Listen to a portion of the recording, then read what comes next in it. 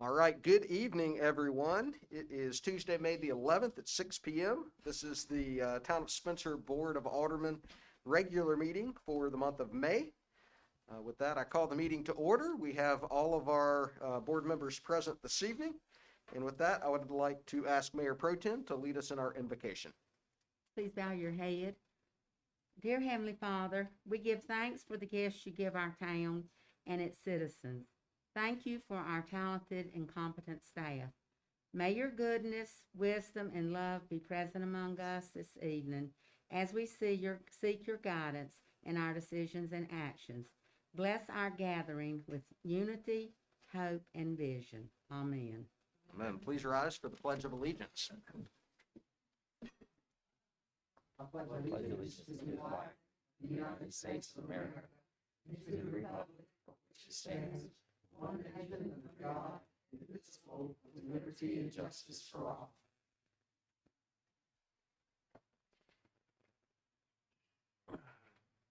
All right, we have several recognitions to make tonight. And so with that, our first recognition, we'd like to invite Miss Tammy Hatley in.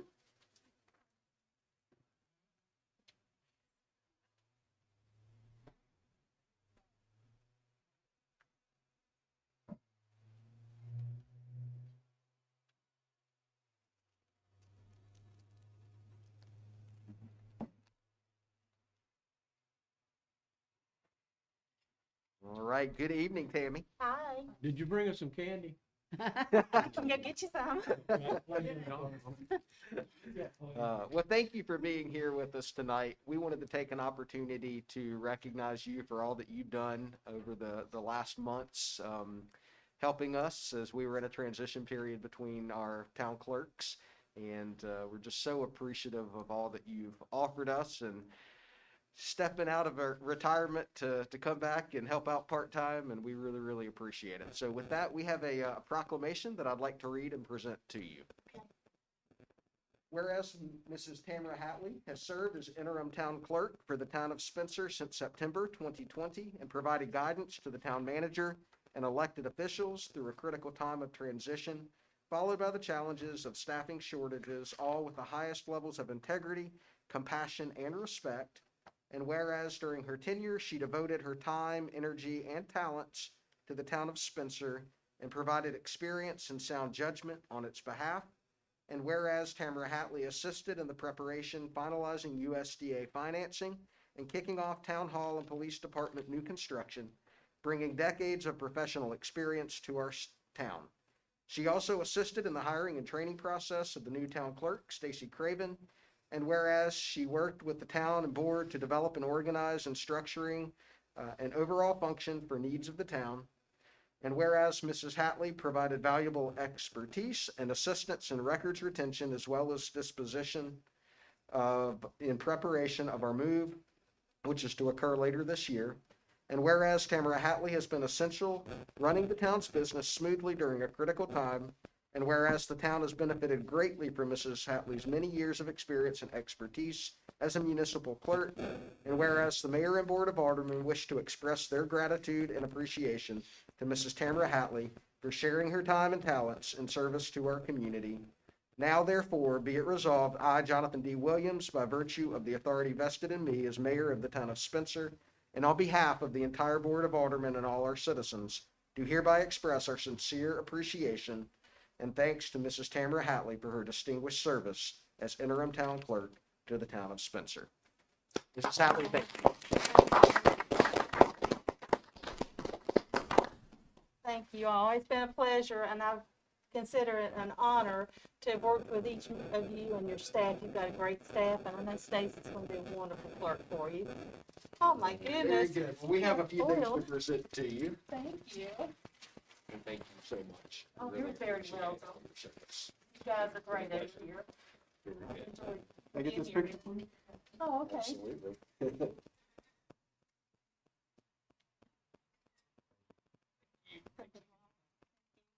Thank you Thank very you, much. Terry. Thank you all. We appreciate everything you did. Y'all come to Troutman and see me sometime. Come to- all right. Come to Spencer too. I will. I will. Bye-bye. Bye-bye. All right. Alderman Miller has our next recognition this evening. Okay, I'm gonna ask Sam, come up here, Sam. I'd like to introduce the board. This is Mr. Samuel Lisby. His parents are back here, Mike and Ashley Lisby. And Samuel came to us back in September with a proposal on an Eagle project he was working on. And through a lot of hard work and a lot of questionable things that we had to do to get things rolling, he was able to complete the project. And of course, the project was these planter boxes back here on Main Street and on Fifth Street. Sam did a lot of work. He organized the boxes. He kind of got them placed. He went ahead and did soil samples with the people in Raleigh, got them done. After we got the trees planted, he came in, weeded the areas out, painted some of the electrical boxes. He also had his troop to come in and plant the smaller plants underneath the trees, put pine needles around that. And as well as that, he also, the last thing he did the last couple of days ago, he pressure washed all the brick boxes, which they look really good. So Sam, and I have to put in a couple good words for Mr. Taylor. He did a few of them. Didn't he help you a little bit? But Sam did a good job, and I think it's something that we all real proud of and would like to say thank you, and hopefully everything will go good towards your Eagle project acceptance. And hopefully we'll look forward to you being an Eagle Scout in the very near future. How about that? Good job, good job. Thank you very much. Samuel, we're really appreciative of everything. And Ashley and Mike, thank you for raising such a good kid that wanted to give back to the town. We really, really appreciate it. Thank you. Thank y'all. It really looks nice. One little side note I'd like to say, other than what he's done, I'd like the town to send a little thank you letter to Bill Gott. Bill, most of you don't know, was the one that kind of had the brains and told us what needed to be planted and how we needed to plant it, and helped us with the soil. And he donated some plants that Sam got and everything else. Of course, Sam paid for some of the plants himself, but Bill did a great job, and I think the town needs to recognize him somewhat. I'd appreciate them do that. Very good. We can make sure that we do that and send a Okay. thank you note to him. Okay. Peter, if we can do that, and I'll be happy to sign that as well. I think you also learned a few stories about my childhood and with Bill Godley, didn't you? Anytime you say something bad about me, I got 2 tails. So you don't want you keep P's and Q's with me. That's right. That's right. All right, very good. And, I'd like to say thank you to Alderman Miller as well for his leadership and working with Sam and with Joel and Public Works crews and coordinating with Mr. Godley. It was definitely a team effort, and we're so appreciative that Samuel came up with the idea to do a project. And I think it's worked out really well, and we've gotten really good compliments about it. All right. Mayor Pro Tem, you have several recognitions. Yes, I do. Samuel, I want to make a special thank you to you also. And as a lifelong educator, you just reinforced my belief that kids are the best thing about teaching. And it's wonderful that you stepped up and helped with this, and I'm very, very proud of you. I want to recognize a few of our employees and a couple of other groups. Beverly McCraw, our librarian, who organized and held the May 1st celebration, the Soul of America, with music and magic, food trucks. I was unfortunately unable to attend, but I know a lot of people that did, and they all bragged about it and had a wonderful time. And I just thought that was a great thing to kick off May. And then she went and had May 5th, Cinco de Mayo, for the kids at the library. And she's having June the 1st, Hawaiian Luau, for ages 4 to 10. So she has a lot of things going on there for the community and children, and I'm very, very proud of her for taking all that extra effort and doing that. Also, a shout out to East Spencer for having an event on May the 8th, and I heard it was fantastic also. My grandson and his mother went, and they really enjoyed it, and there were a lot of activities over there. So maybe one year we can even host something together, which I thought would be nice to do. A shout out also to Joel Taylor and his Public Works Department for the mulch giveaway. I heard a lot of really positive comments about that in Spencer. People were excited about it. It's good quality, and people were just thrilled that they were able to get that to help with their spring yard work.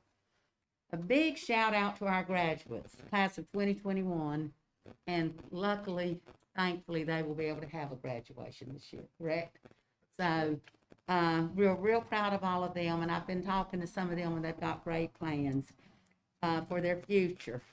And I can't let it slide that I have to wish congratulations to the Salisbury football team, because what they did was really fantastic, and coming and winning the state AA championship. So I'm real proud of them too. They have a lot of North Rowan connections. Their coach actually started his career with my ex-husband, Coach Seacrest, at North Rowan. So, and he had his first date with his wife in my living room. So there are a lot of North Rowan connections there. So I'm real proud of them too. That's it. All right, very good. Thank you, Mayor Pro Tem. All right, with that, we will move to adoption of our agenda. You have the agenda before you in your meeting packets.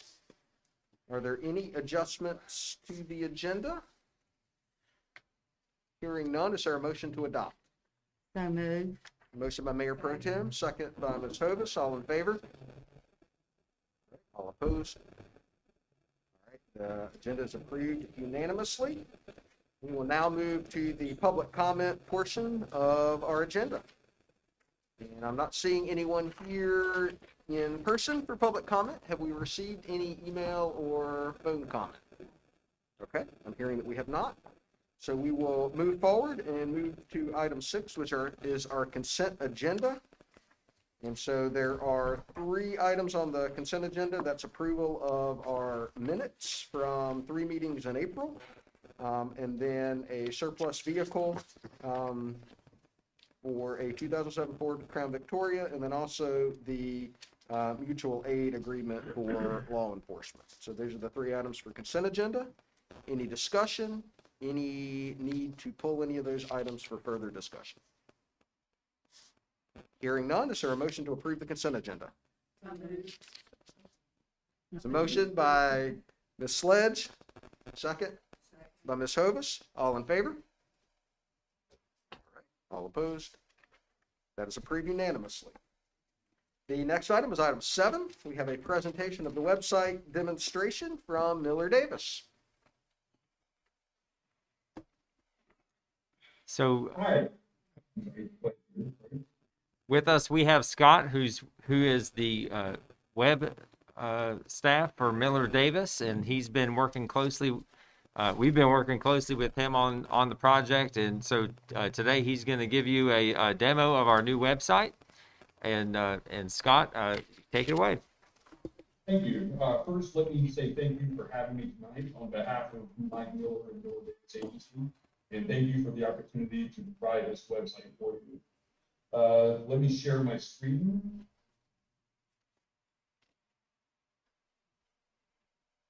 All right, and you should see the agenda.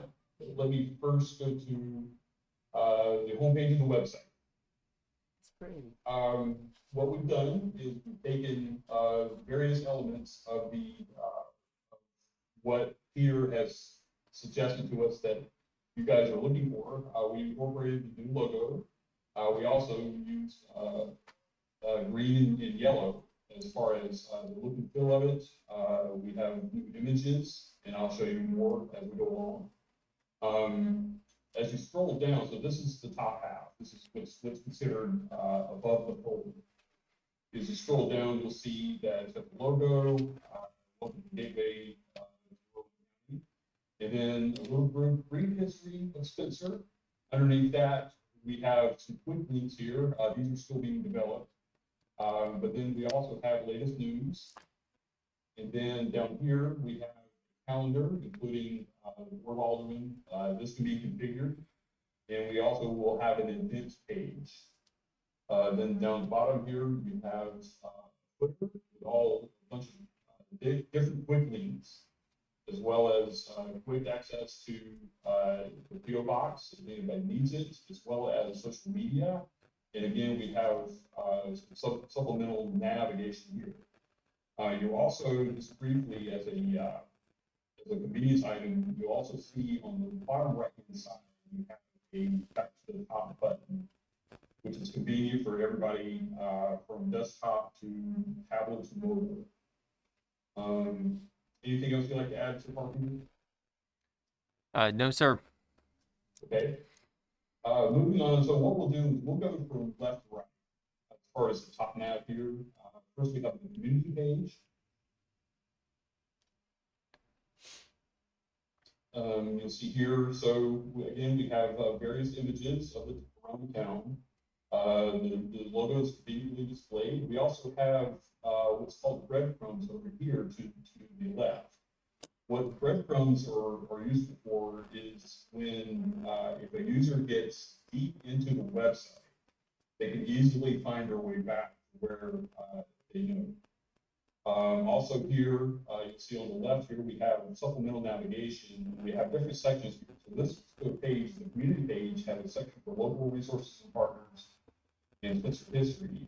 So if I were to click on or tap, if we were using mobile, if we would tap on local resources and partners, you would easily come down to this section right here. And then you can scroll down, also it works the same with Spencer history. So here we have, again, we have imagery here for the town. And then that's for this page, let me go to the library page. Again, you see here, you have convenient navigation here to the left. And then underneath that, you have the hours, and you have location. And location, and this is also a convenience item for tablet and mobile. You'll see the location for the library is clickable. What this does, this actually would open up to Google Maps. Instead of having the user actually type in the address, it would send them to Google Maps. Also is clickable on, it's not really going to show up here because I'm on desktop, but if I clicked on this, it would say, it would ask, on a phone, it would open up your phone app. And then same here with email. Then scrolling down, we have various separations here, and we're using the same green as we did in the home page.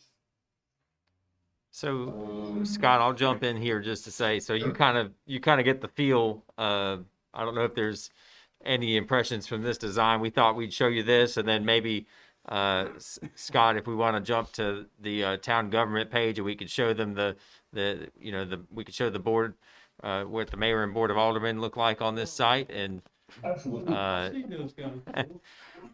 here we've got our mission and core values. But We want to attract people. instead of not scare it them. looks really nice.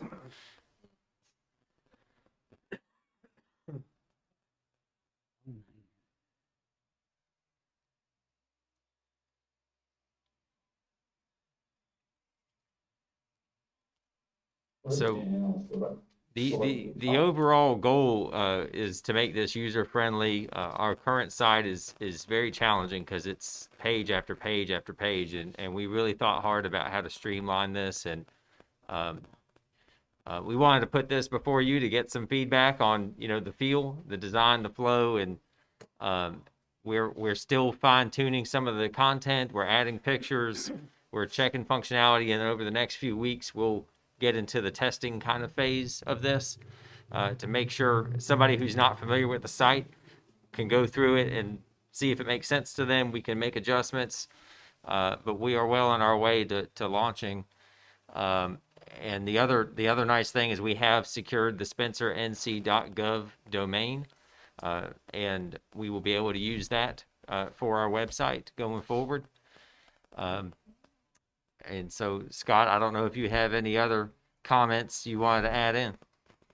No, I think this is a very visually appealing site, and we hope that you will be pleased with it. I'm pleased with it. Peter's pleased with it. Mike Miller is pleased with it. So I can go into these other pages here. So you have the navigation here, and the way it opens up is you have the top nav, and then you have a secondary level nav, a sub nav. which in turn opens up into a tertiary area here. We'll go to pointed boards, see what it looks like. And so this is a little still in process. You get the idea. I can go to town hall. So here Peter section here, and this actually this opens up. You can play it on the page. This video on the page, and you have you have the option to actually watch it on YouTube if you wish, but it opens up on the page. So that's pretty much it. We will have a contact us page, and and also we will have we're still building the forms. The form will go here, but we also have frequently asked questions. And Peter has worked very hard into actually formatting these questions. And the way this works is basically the user would click on this, and it would open up like this. So this isn't in stone as we discover things that we need to add to this, things we frequently get asked, we can keep this going and keep it up to date. I mean, that's the most important thing about a website is we're not doing it in marble. We're doing it as a living resource that we will keep up to date. So we have the capability of updating it on a regular basis. Absolutely. Yeah. Now, is somebody in this office gonna be updating this thing as far as that goes? We will have both internally, Stacy and I and other staff will we'll be able to keep it up to date. But we'll also have the resources of Miller Davis as the host of the site to assist us as well as needed. And so it'll be a team effort. So we have current events coming up, just like if we're having this cleanup this Saturday, we could actually put pictures on it if it was up and running or something like that, right? Absolutely, yeah. Will the police department and the library pages be incorporated into this, or will they still be standalone, or? No, it's all part of the website. So all of our services are covered through this page, through this website. Will the codes and the historic district, all those things that people need to know about? Yes. Be incorporated into it? Yes, and for example, our code of ordinances is actually hosted on an external resource, but we will, yes, have the links to it. Any documents, any forms, any permit processes, you name it, we're gonna make it all available. And there'll be links to the Facebook page and those sorts of things as well. Yes, actually, they're prominently featured on the header and the footer, no matter what page you're on. Okay. So here's a question about permit forms and board applications and things like that. Are Yeah. we also working to make those electronic applications in addition to paper applications? Stacy could probably give a speech about that, actually. All right, let's hear a speech about it. I don't have a long speech, but we're in the process of trying to do fillable electronic documents. Yes. That's fantastic. Employment application, board applications, Yes. permit applications, we got a lot of forms to to get up to date. Oh, yeah, see. I like the crumbs. I like the breadcrumbs. That can- One of the things that we're also trying to do is make connections, and so whether it's you might be on one page that refers to a spot on a different page, and that's intentional.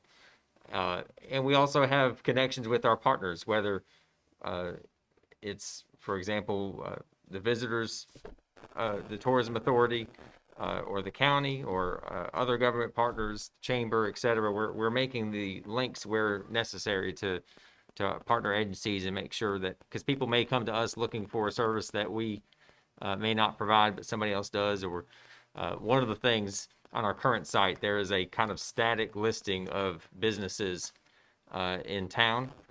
And rather than that model, our goal is there's actually a better resource that's supported by the Visit Salisbury Tourism Authority website.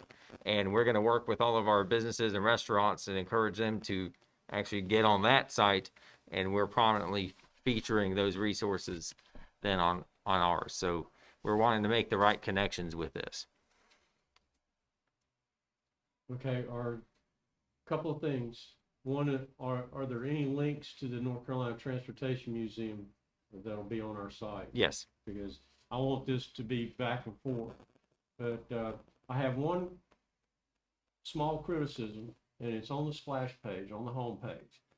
One of the things that we had talked about early on in the discussions was the fact that we did not want to, the first thing that you see is the North Carolina Transportation Museum, because they have their own website. Mm-hmm. Scott, if there's possible, if you want to put the gazebo or, the library shop with the gazebo on the home page, I think that would be more applicable to, the town.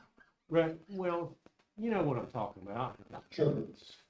And this is an image that, again, not in stone. I don't think our if main. it could change out, maybe Yes. on a seasonal change or Yeah, whatever. we could actually put this on a slider. The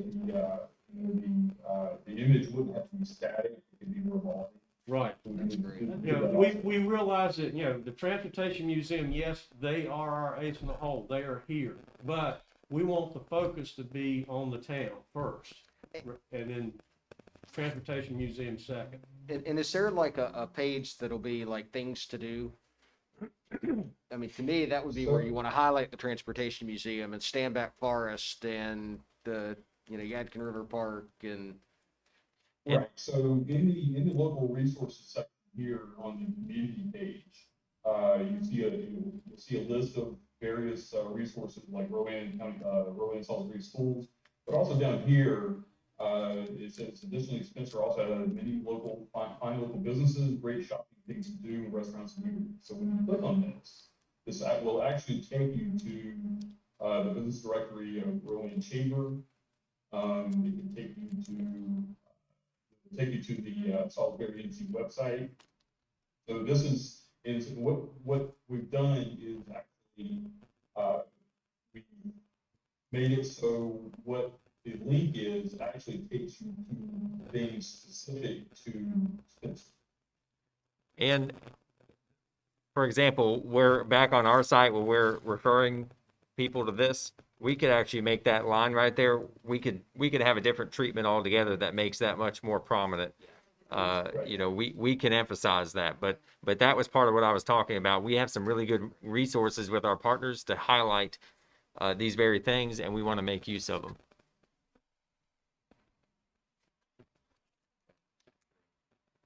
So you could see there's right now only 3 restaurants in town on this listing, and our goal is to work with all of them to make sure they're listed on this, because this is, people are making use of this site whether we refer people to it or not, and so I think it's to everybody's advantage to make sure they're listed on there. Yeah, I definitely like to see us make that more prominent though, but where people can navigate Sure. easily. No, that's good. Okay.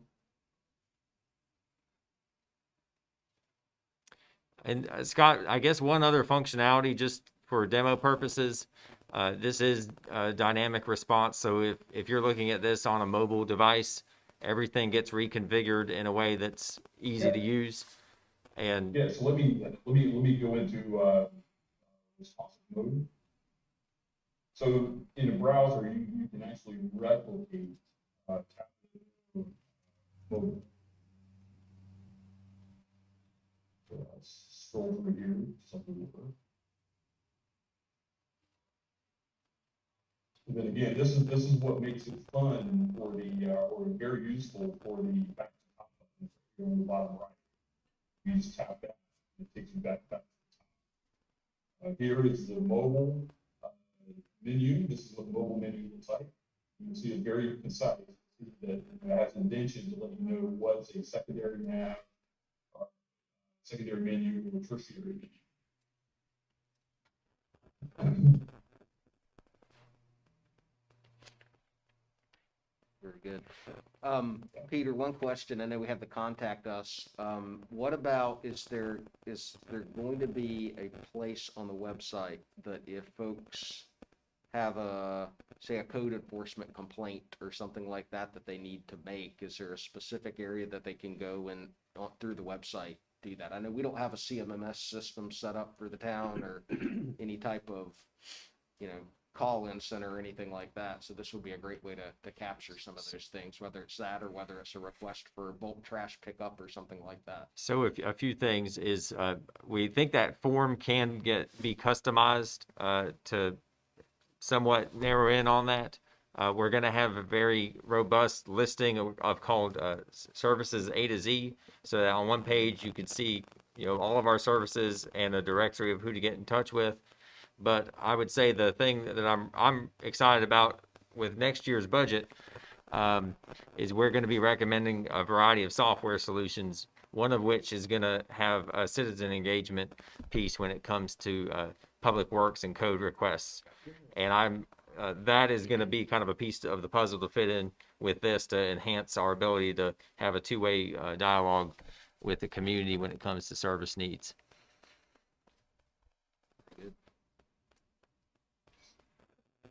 So one thing I'm showing here is one of the requests we have is when we went ahead and you started using the SpencerNC.gov domain, Peter asked us for the splash page. And this is what if you go to SpencerNC.gov right now, this is what the user will see. Kind of got a little playful wording here. Also, show you what this looks like. So this is it's called a 404 page. And this is, if there's every bad links in the website, which we'll work and make sure that doesn't happen. But in case a user gets to a dead end, this is what's known as a 404 page. We kind of got playful here also. Line, but also you have a way to go back to. So it's just that page here, here you can remove the name like this server and then you get to the and that will take you back to this will be the home page eventually once we launch the site, but it'll take you back. So we just wanted to show you got a little play.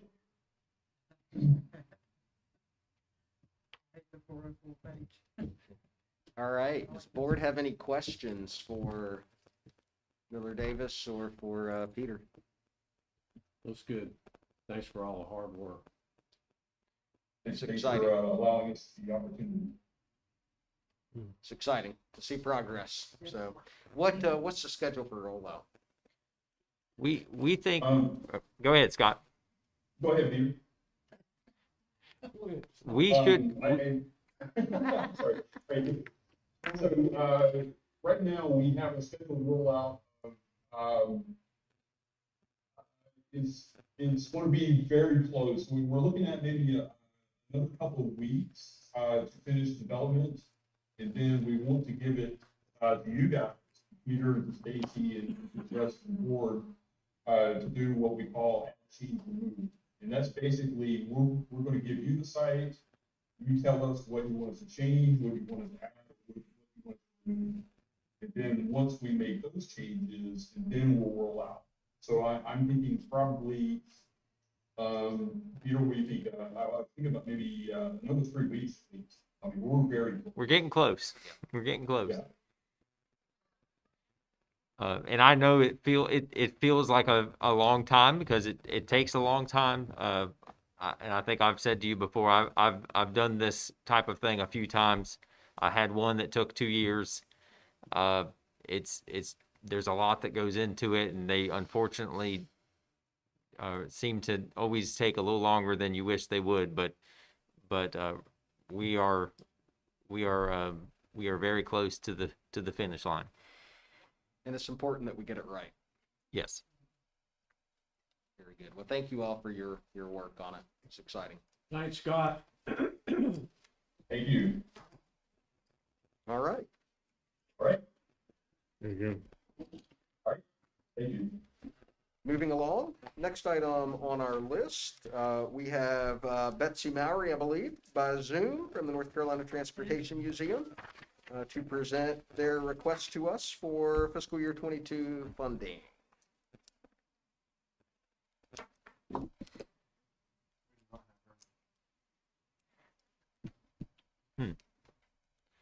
So we do not have her with us Sounds yet. like so she's never joined in.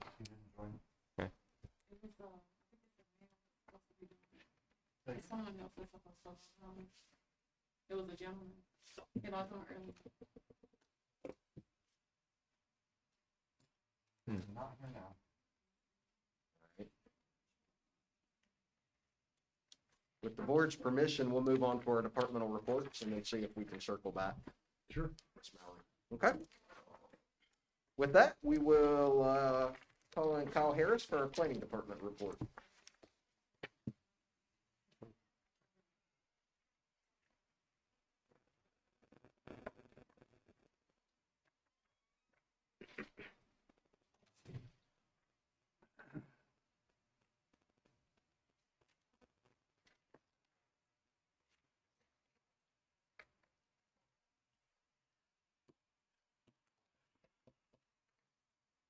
Y'all know me? Yeah, I know he's right. Really? Yeah. What did you do, knock you out?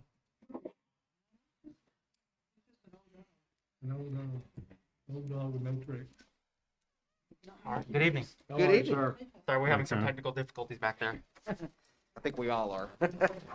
Should I wait for Peter or can I get I think you started? can go ahead. All right, I'll keep my presentation brief. I wanted to focus on a follow-up to our pre-agenda meeting last week and provide you some updates with that. Today is the beginning of the public review period for the new ordinance. And so we did a number of things last night and this morning. We've updated the existing website.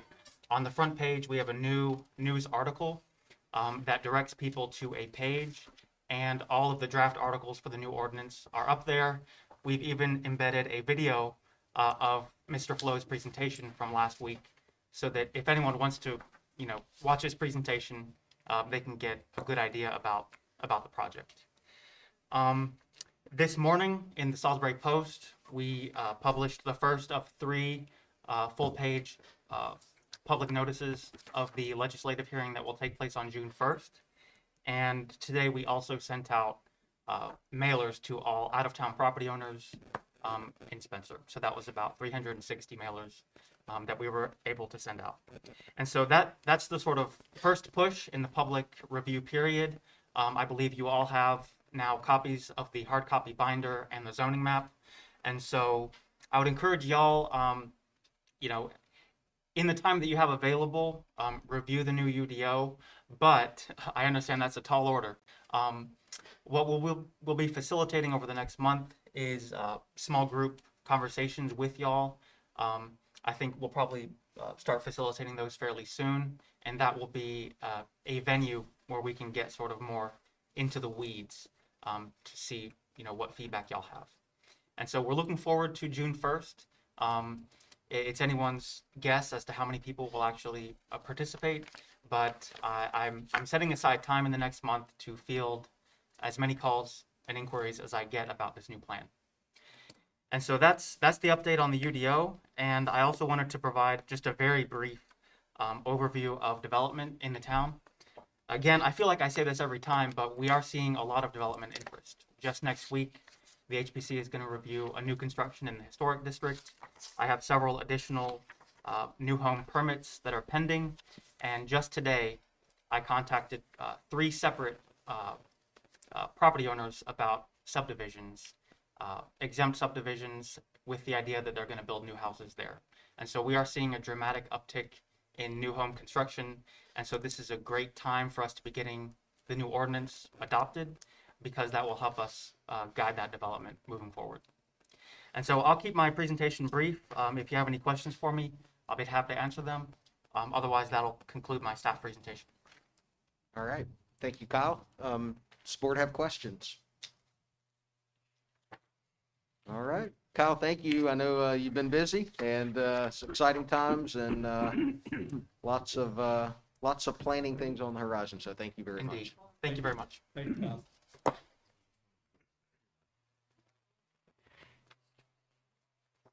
All right, we will move on to our code enforcement report. And we'll ask James Osborne to come in.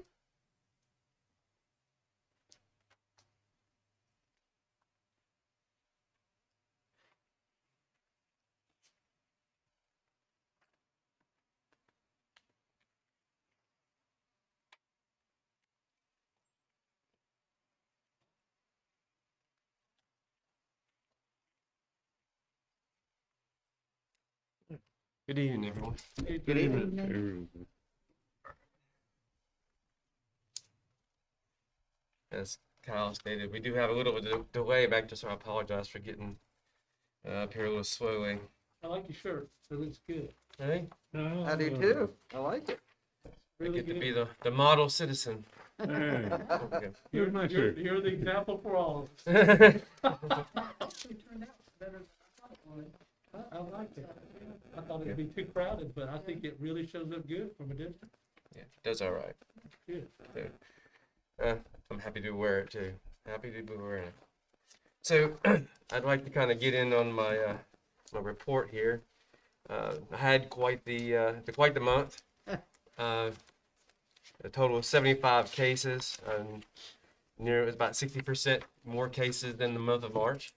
And I'd like to point out at the bottom that overgrown lots were 72% of all my cases, but those were a variety of, well, that was kind of not telling the full tale, but it all is, most of it's high grass. Let's say most of it's high grass. We've had 27 voluntary abatements and sent out 21 notice of violations throughout the month of April, excuse me, I'm sorry. I was able to identify 6 chronic violators from the year of 2020. So those have been forwarded to the Public Works Department so they can be abated appropriately. What category were those violators? Categories What category? primarily overgrown lots, high grass violations. That seems to be the trend for chronic violators, and some of that happens due to be vacant homes and or deceased residents that no longer are able to take care of their properties. What do you, now, so if somebody has real high grass in their yard, you flag them and more or less tell them that they need to get their yard cut. Is that correct? It's what I try to do. If I can get in touch with them, if I can't, I'll send them a notice of violation. And then after a certain period of time, Public Works takes over and they mow the yard or? By code, they have 10 business days Okay, in order to abate the high grass issue. right. And if they don't contact me within 10 days or abate it themselves, Yeah. then I'll contact the Public Works Department for a work order. And once then- they do it, just kind of lean on the property. Well, initially it'll be a bill. Okay. They go out as a bill, and if they fail to pay that, then that will eventually become a lien. Okay. And so, as of the end of April, we have 146 total cases for the year, or 147, excuse me, I made an error there. And I got one property lien I'd like for you to confirm for this month. It is in the packet there, and it is for a parcel that was a vacant lot that failed to get abated by the owner. The Public Works did abate it for us. Okay, and that's 0 North Yadkin Street Well, yes, it should be in yes, Avenue. Yeah. Avenue, yes. That needs to be corrected. Does It that, does. So is that what an we error need is a on the address? motion to It is confirm. an error on the the address, lien. yes, it is. I can correct it. I have not taken this notice of the lien to the clerk of courts yet, so What's the address one more time? it's 0 North Yadkin Avenue. It's a vacant lot, and when they get vacant like that, they don't have a street address with them. They okay. just become But the, 0 for the some reason. parcel number is what actually is identifying it. Correct, the This- parcel will identify it. Okay, gotcha. So what Mr. Osborne is asking for the board to confirm that, so we would need a motion to confirm the lien with the correction to be 0 North Yadkin Avenue, Correct. so that he can then take that and file it as appropriate. Make the motion we did. Motion by Mr. Miller, is there a second? I'll second it. Second by Mr. Morgan, any further discussion?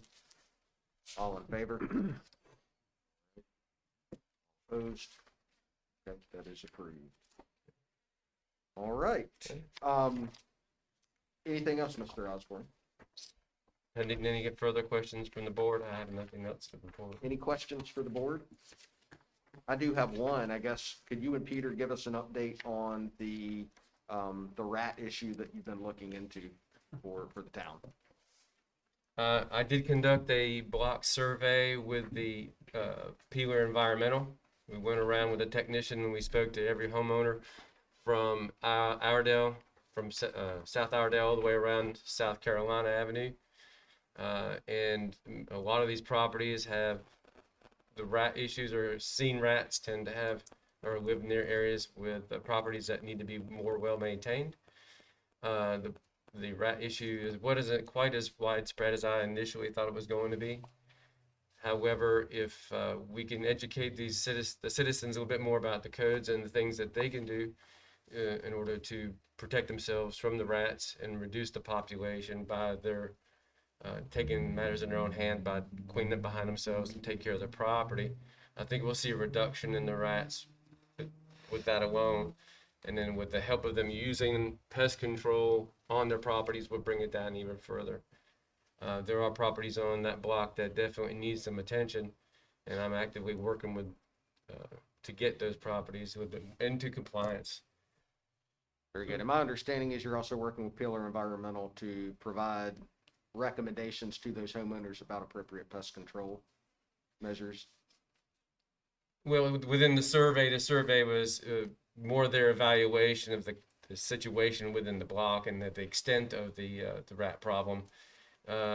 We did a verbal assessment and both agreed that the issues were centered around needing to keep the properties more well maintained, and that planting rat stations or bait stations would be a help if the town wanted to proceed in that manner and placing them within the certain areas. So in terms of next steps, what we foresee is a few things. And one is James is working to collect some education materials that we can put together. We also envision putting together some sort of community meeting, likely something outdoors, maybe at the library park area. Invite folks to come out and learn about the topic, and also take down those who are interested in perhaps putting bait or traps or those sorts of devices on their property, that we could procure those and make them available to folks that may be interested, because that's where they need to be, is on the private property.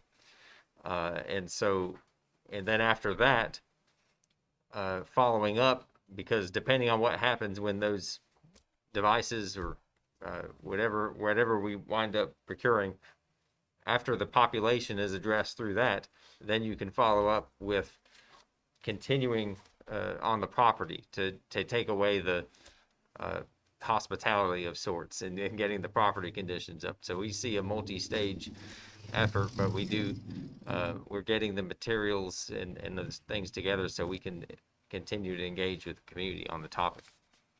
Great, thank you. And my understanding, James, is that there are multiple properties kind of that share the issue, and it's going to take a kind of collective neighborhood approach to it. But I do understand that there were also at least one other property, though, that you were looking into and moving to abate. What is the status of that property? As I understand it today, that I'm waiting on a second notice to be mailed out to that particular property from our town attorney, who took that upon himself to do that and set up a hearing date with that property owner in order to talk to this person in order to establish a method of abating this property. the process that I understand is once that hearing is held and we can establish a shared agreement on how it's going to move forward, then we'll proceed with the property owner. If the property owner fails to show, he has 30, we'll move forward with the abatement from the town standpoint. And notice will go out to him, I'm assuming it might be even the second notice, that he has 30 days in order to appeal it at the Superior Court. And at the end of that 30 days, the town will just move to abate it within our means without his assistance. Okay, very good.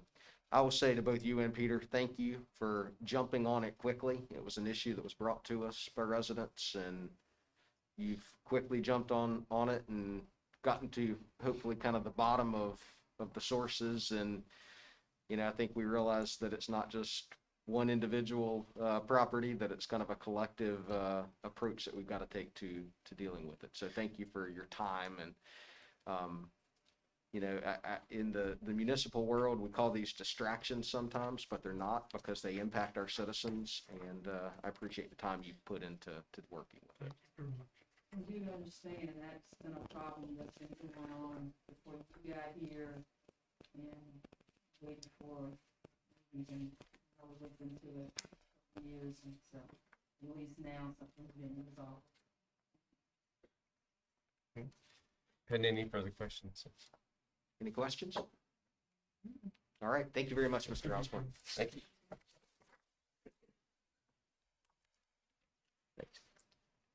All right, next on the list is our police department report. So we have Chief James.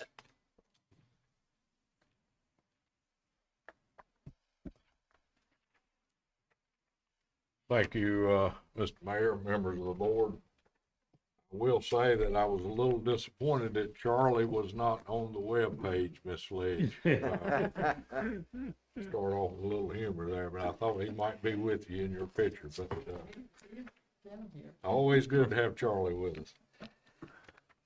I have presented you our crime data, as I always do, and I see the same trend that I'm sure you have noticed and that we discussed at the last meeting, that assaultive behavior is way up. It's up 266% from the same time period last year. That's a little bit alarming.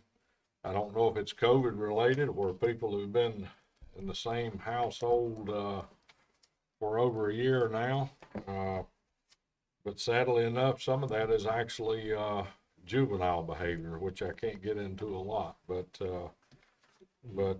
I do see it as probably societal issues with dealing with COVID in some cases. I have also provided you our event summary, 1,548 events, and we'll gladly report to you that pending a polygraph and an FMRT visit this Friday, I hope to have an individual at Mitchell Community College for orientation. I will tell you that I have had Miss Craven running around in circles. I think both of us have been running around in circles today to get everything done. And hopefully we will Friday, and the official start day is Monday, the 17th, but the orientation day is Friday. So Thursday he will go do the FMRT as a virtual visit, which is what they're doing now. And then Friday morning, he will do the polygraph and probably miss part of orientation, but I feel very certain that all of those will go well, and we will be on the way to having an African-American police officer, which we have strived for many years, long and hard. So hope to be able to introduce him to you very soon. He's a little bitty guy, isn't he, Stacy? There's several of us around here. He actually has been a linebacker, so he is he's a good sized young man and got a great big heart to go along with his bicep. So hopefully very soon we can introduce him to you. Be glad to answer any questions you may have about any police operations whatsoever. All right, thank you, Chief. Does the board have questions? Chief James, I know that formula is to take this year's figures and subtract last year's figures and divide by last year's figures and Right. multiply by 100 to get a percentage of change. And when there's nothing in the 2020, you can't subtract and divide by 0. Right. But it bothers me that we're looking at 12 instances of drug and narcotic offenses, and they're showing 0 change.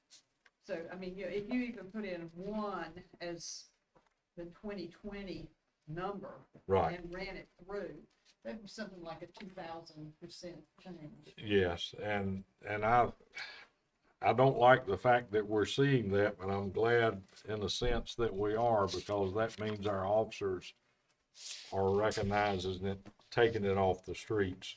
And I remember specifically, Officer Stein doing some of that.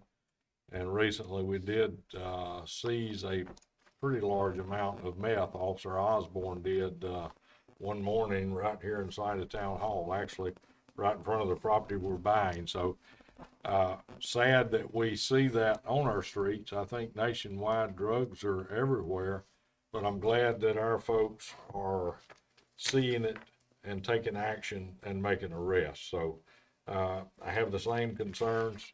It would be great if we lived in a society where we didn't see drugs.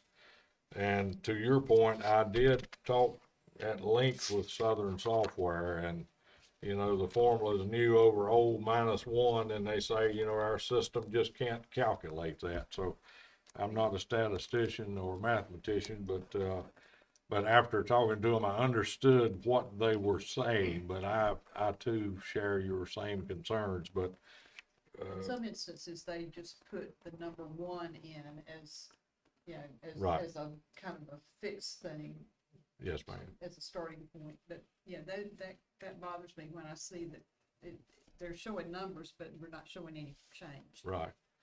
And And I'm Ms. glad, Pledge, I would say, you know, it's maybe even the percentage is less important than looking at the actual number of incidents. Well, that's true. I mean, And- you'd like and, that you know, you'd what like is to see happening, it. right? Yeah. Because ultimately, you know, if the percentages aren't telling you that, the number is going to tell you something, and it's telling you that I don't know that it's telling us we've seen an uptick in that activity. We've seen, we've been catching it, Catch it more. which is So that's a definitely good good. thing. Right. That's a good thing. but I will say that you're very astute, and I think you must read every word of all of this, so I applaud you for that.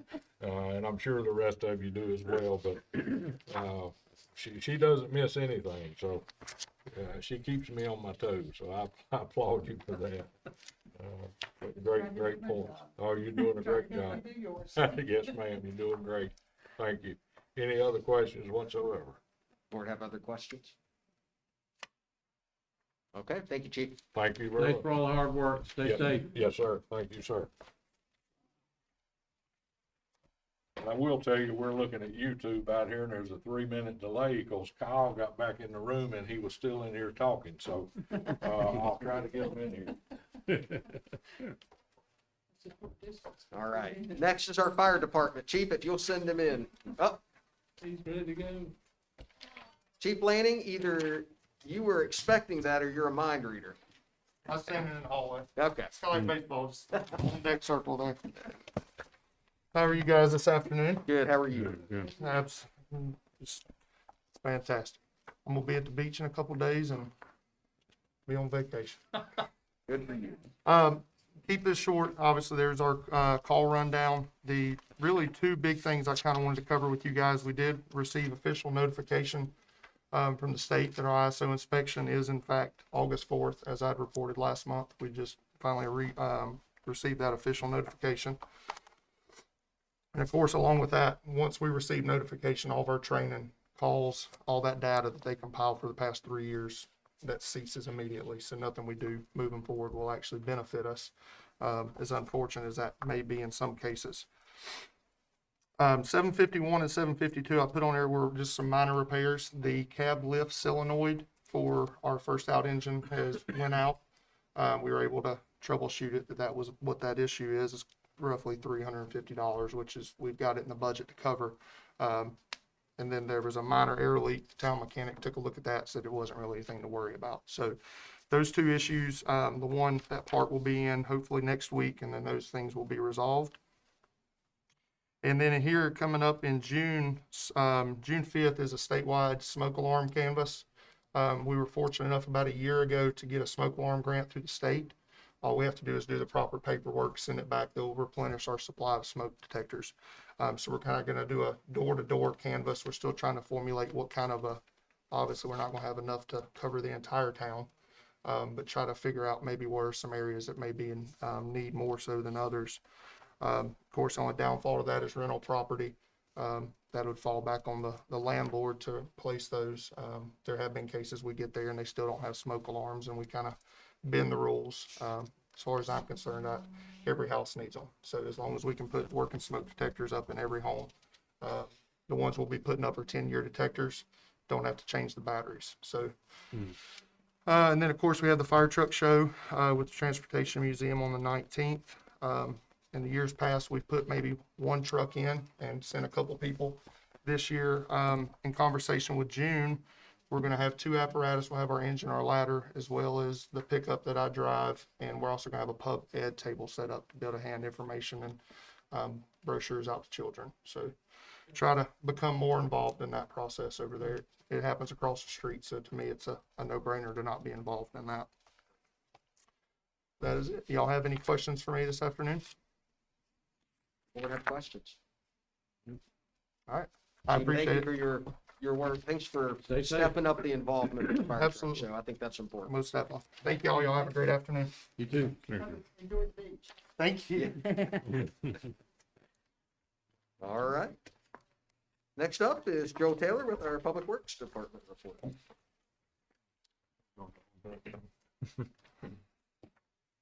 Good evening, Mayor, members of the board. Good evening. All of our services are running on schedule. Nothing to note there. I did want to note, as Mayor Pro Tem said, we did have the mulch giveaway, and we did get rid of some. But in your packet, pass around that to anybody. We have plenty left. So anybody that would want any or anything, just let us know. Town Hall can field the calls, or myself, either one, and we'll be happy to get it to them. The litter sweep, I believe, was a success. We had 5 groups that completed specific routes. DOT, I'm pretty sure, has already picked up the bags. I reported it to them, they got them picked up. So we just want to thank Stacy and everyone who volunteered for their hard work in getting that all put together. So it worked out really well. We are still organizing groups and residents for Saturday's cleanup. So I just want to put it out there to anyone that wants to volunteer, or anyone who has things that they need for us to come get, let us know, and we'll be happy to fulfill that. And I believe our plan was to get a group of board members together to help as well. Stacy, do you have any update for us on timing or anything like that that we need to be aware of? Only thing I'm aware of is that Joel wanted to start as early as possible. I do have a spreadsheet formulated with residents that have called in and have certain needs and different things they'd like to get rid of. So, Joel, do you know what time? I think we were talking about a 9 to 12 Right. time frame. I'm gonna hold back just a little bit and give the people who are helping them get things out time to get it out before we make our round, so we're not, stumbling all over ourselves all morning. So it'll probably be about 9 before we'll get started. My guys, which is the normal recycling time anyway, 9 to 12. So we'll run 9 to whenever. If it takes a little longer, it takes a little longer, but we'll probably get started about 9 for my guys. Everybody else will, I guess, get started maybe at 8 or a little before. We'll have some communication out there, whether somebody in a pickup or something to know, okay, this is already out, we can come get it or whatever. We'll do. I'm not sure exactly how the plan's gonna go, but we'll figure it out. It's, I think we have 2 on the list right now. We have right? 4 on the list, 4, but hopefully okay. by tomorrow, Mr. Black is gonna confirm a number of members that could contribute services to help move those things to the road. Okay. All right, so board members, just be on the lookout for correspondence, and we'll set the time and everything for our group here in the next day or two. Okay, Very good. thank you very much for coordinating that. I think between the litter sweep and this, it's important, and, you know, showing that we care about the community and want to help folks with their spring cleaning, so thanks for organizing it. Very good. Just wanted to report, we did have, someone let us know, and, we did remove 4 trees at Standback Park. One that was directly over the bridge, 2 that were directly over the shelter, and another one that was just kind of on the path that needed to go. So, if you see, you know, some work or anything that's been going on, that's what it was. So we had to get those out of the way and make sure that, you know, we weren't damaging anything that was there. I did have to have help on these. They were taller than I could reach. So I did have to have a tree guy come in and help us get those down, but they are down and completely gone. All right. Other than the planter boxes, I just wanted to thank, everybody that's been involved with that and getting it done.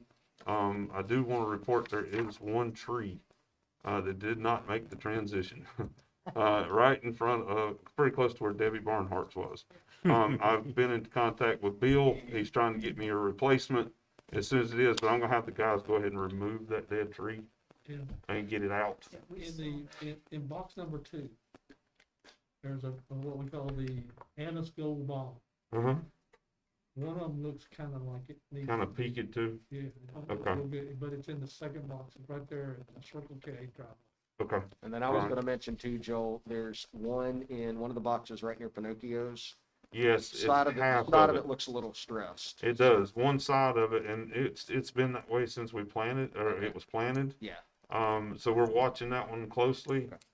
Bill is actually getting me 2 trees, just to make sure.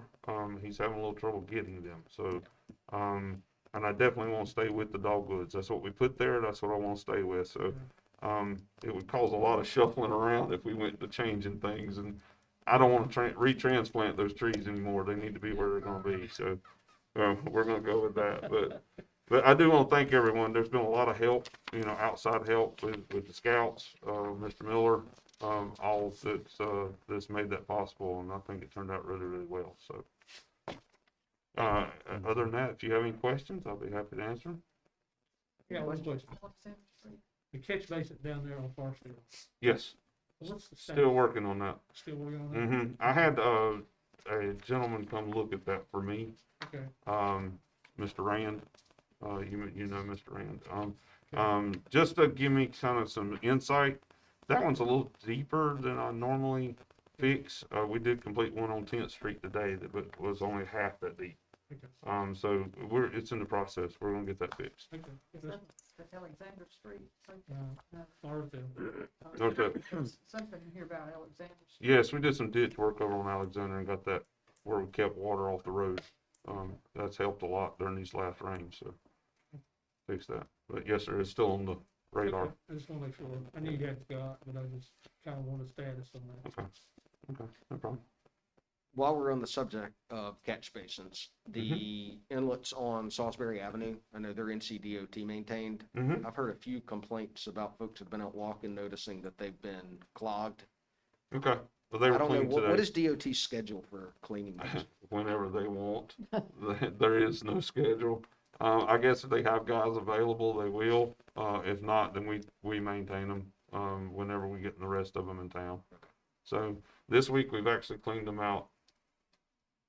Well, between the weekend and this week, we've done it twice already.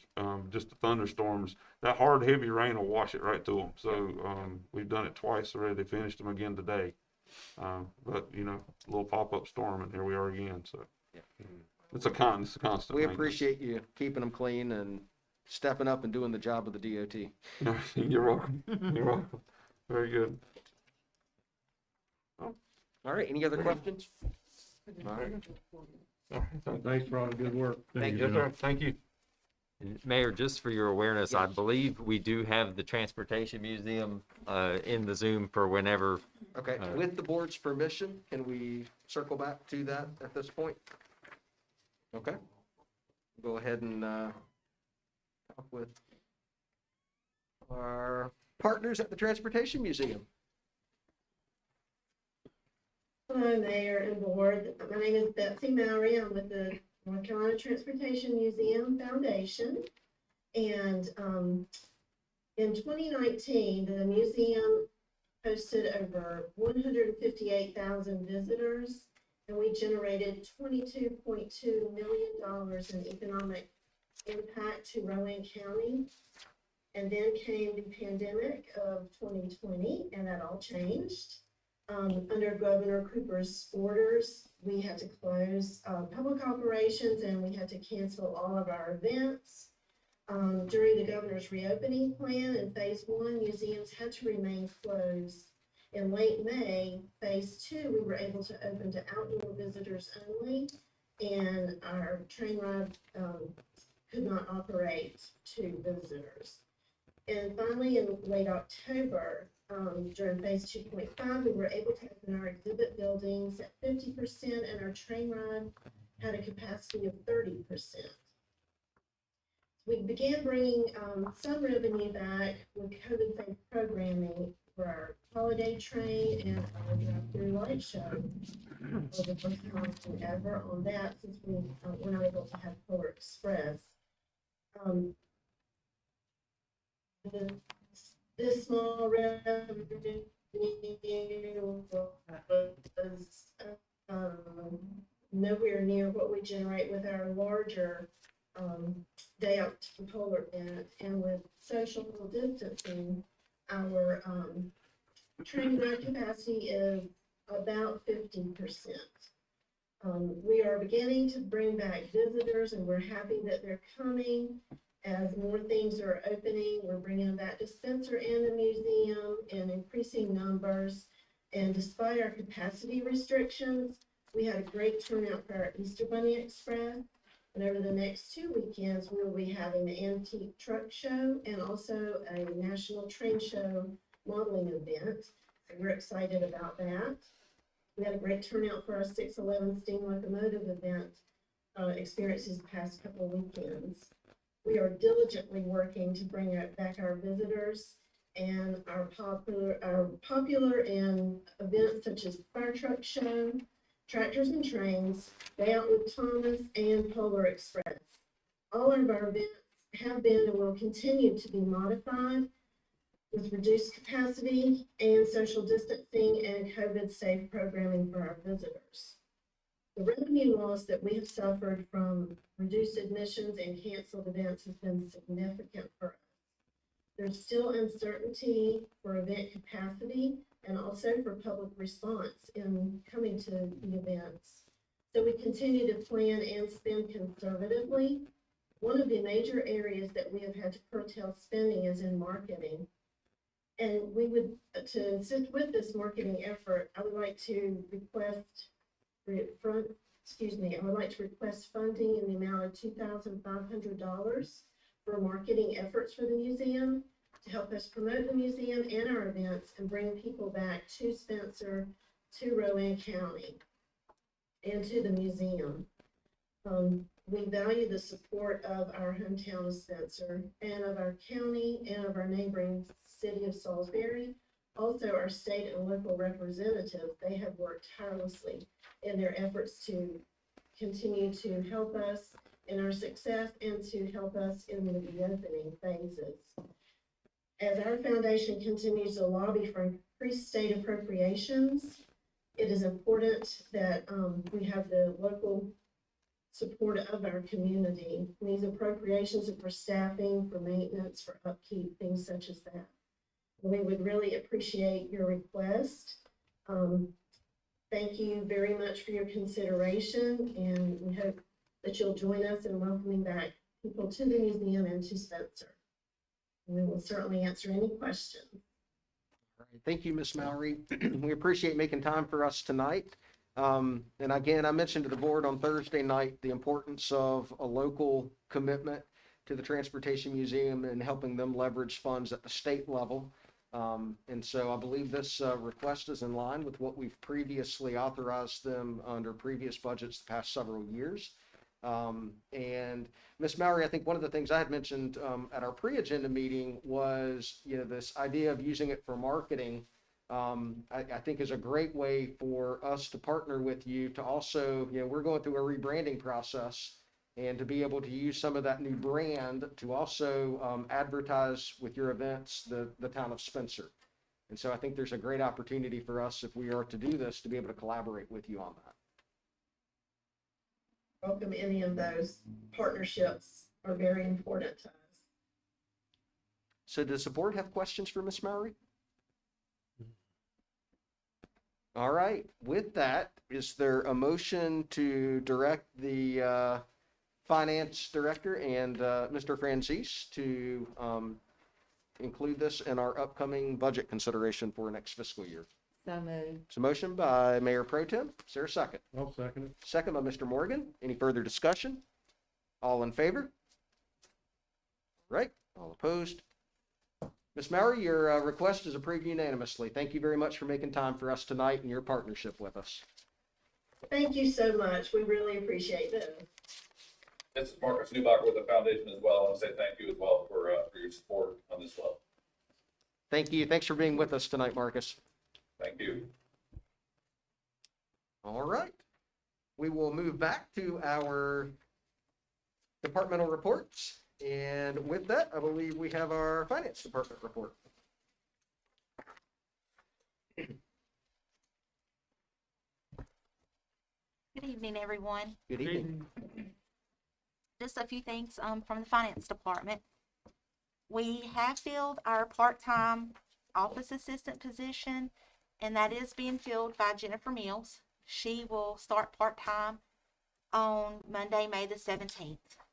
And we're excited that she's going to join our team on a permanent part-time basis for now, I guess we can say. So she has been a valuable asset up front in many different ways.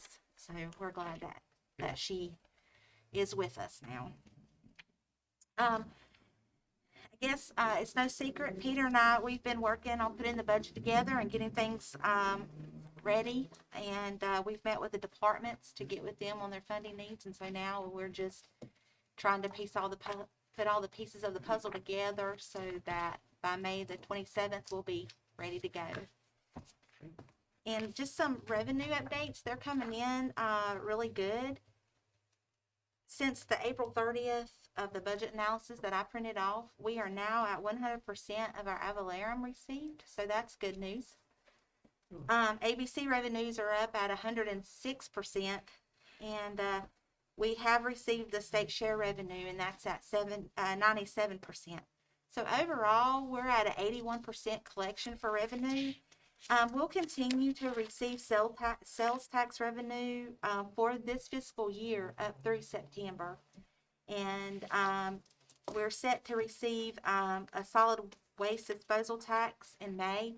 And the utility sales distribution will receive another one in those of June. So, and we still could receive some property vehicle tax along the way for this fiscal year. So overall, it's looking pretty good. And that's all I have. Is there any questions for anyone? You said you are going to be presenting development. Yeah, you want to talk through the board with the proposed schedule for budget presentation and. Sure, yep. So the suggestion is that you would set a special meeting for Thursday, May 27th at 5:30 for the budget recommendation.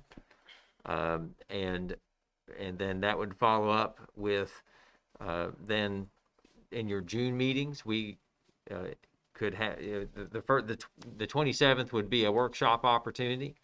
As part of the recommendation, we would then allow another opportunity for a workshop if needed during the June pre-agenda.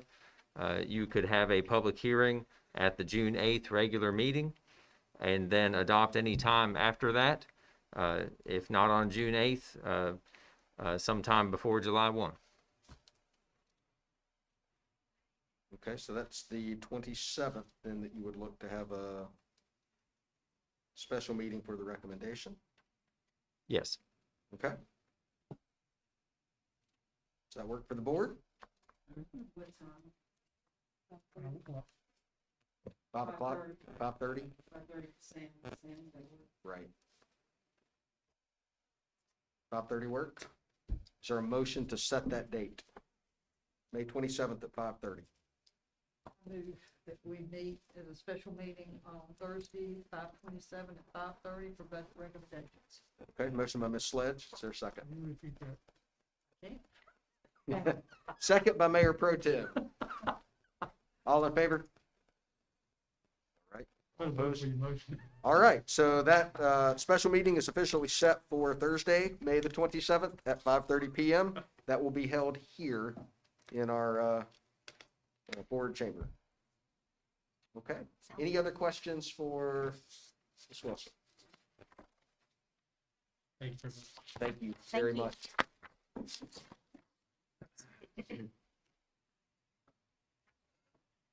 Okay. Next item on our agenda is our library report.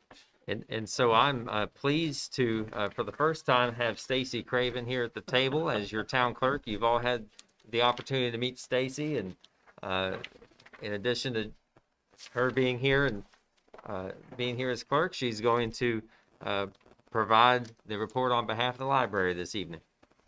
Good afternoon, Mayor and Board. Good evening. Library has reported we've had babies, toddlers, and elementary aged children who love The Magic Tricks by Glenn Yost and were able to see him up close. There was a reading program and Hawaiian luau event that is coming on June 1st, and they already have a summer and reading camp coming to our event with around 6 children. 4 volunteers from Spencer came and were a great help. They all showed up at 12:45 ready to work. I would like to thank Sue Schultz, Paula Watkins, Sarah Beth McCraw, Walter Fowler for moving chairs and tables for the performers and CD sales. The Spencer JCs came around 3 and passed out info to anyone interested. The same volunteers monitored the bathrooms, cleaned up at the end, and moved chairs back inside. Very honored to see the town manager, mayor, and several aldermen and alderwomen that attended. Thanks, everyone. We've had at least 49 participants for the month of April, or patrons, I'm sorry, to visit the library. Do you have any questions? Any questions from the board? I did have, and this is not a question, but it's a comment. At the planning board meeting last night, there was some request about, for future events, if the library could consider using local vendors rather than food trucks from neighboring areas. Yeah, and so Mr. Franzese expressed that concern to me as well. I think the reality is we're not going to be able to do that for everything. But I do think, just like we did for our holiday celebration, we worked with some of our local restaurants to provide food. I think one of the other concerns that I've heard is local, trying to involve some of our local musical acts as well. And I think there's a balance between all of that. And I think we just need to remember to include that as part of our planning consideration. What I will say for this last event, which was very successful, is that those performers had actually been already prearranged from the previous year when we had to cancel because of COVID. So that I think Peter's expressed that we will, going forward, make sure we're considering local options as well. But again, I think it's kind of a balancing act. Yes, Mr. I got Miller. one comment, personal comment. I think the library park is a hidden treasure that we have, and we do not use it enough. And I really would encourage groups, and especially the town board, to feature the town, the town library park, because Joel and them did a great job cleaning up. Like I said, it's a hidden treasure. A lot of people don't even know where the library is in Spencer. I hate to say it, but they do. But that's something we need to try to encourage to do more events right there at the park. Really nice, really nice. It just, it's got shade and as far as that goes, and Yeah. convenient. Y'all could do chicken sales there. No, we don't have to do that. Any other comments or questions related to the library? Thank you. Thank you, Stacy. That's smart comment. No, that's just All right. Next on our agenda is our town manager report. Mr. Franzese. Thank you, Mayor, members of the board. Many of the items I was going to highlight this evening, we were actually able to talk about already. I will mention in terms of events, I do plan to reach out to the person who has expressed an interest in this, and we'll certainly let them know that there is an event committee that meets on the fourth Thursday of every month at 3 o'clock, and that person may like to join that discussion. I would highly encourage getting involved in event planning for sure. So I'm planning to reach out and have that conversation as well. And Mr. Morgan, if you want to join, let me know. So the only other thing I'll mention is we've been waiting on guidance from U.S. Department of Treasury on the American Recovery Plan funds, and we've heard some things along the way. Some guidance was released this week. There was a webinar scheduled yesterday to help dive through it, and I unfortunately couldn't watch it because after waiting 5 minutes to be let in, it said it's over capacity.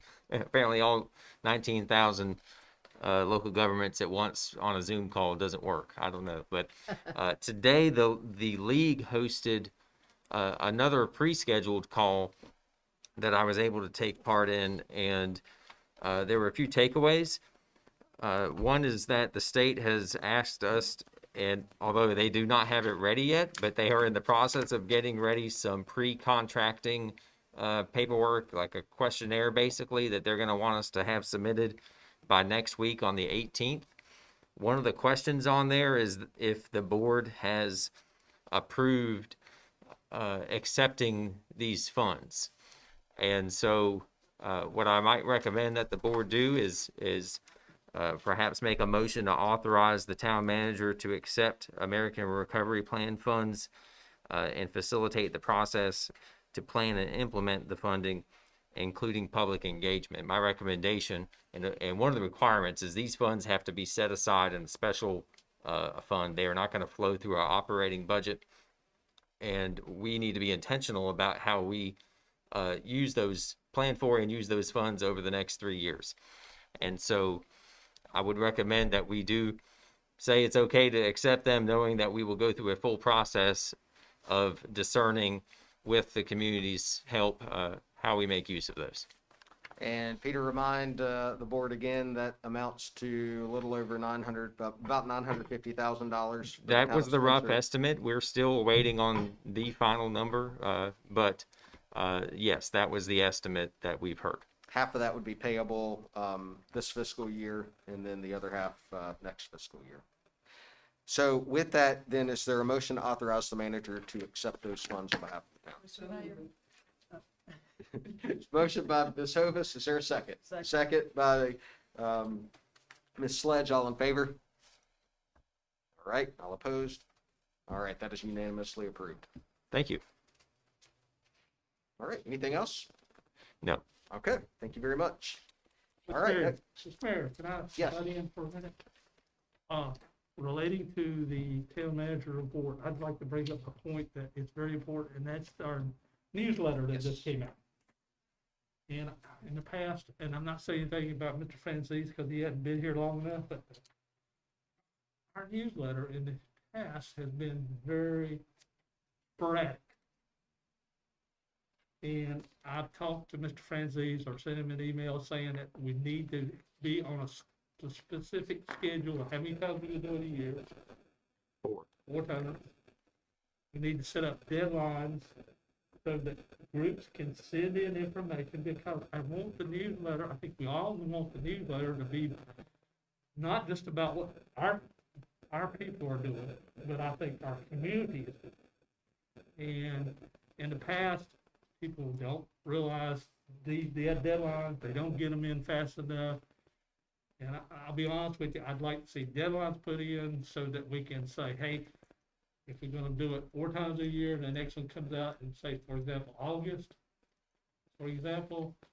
1st, hopefully, it will be mailed and distributed to everybody, hopefully, not like it's been this past time,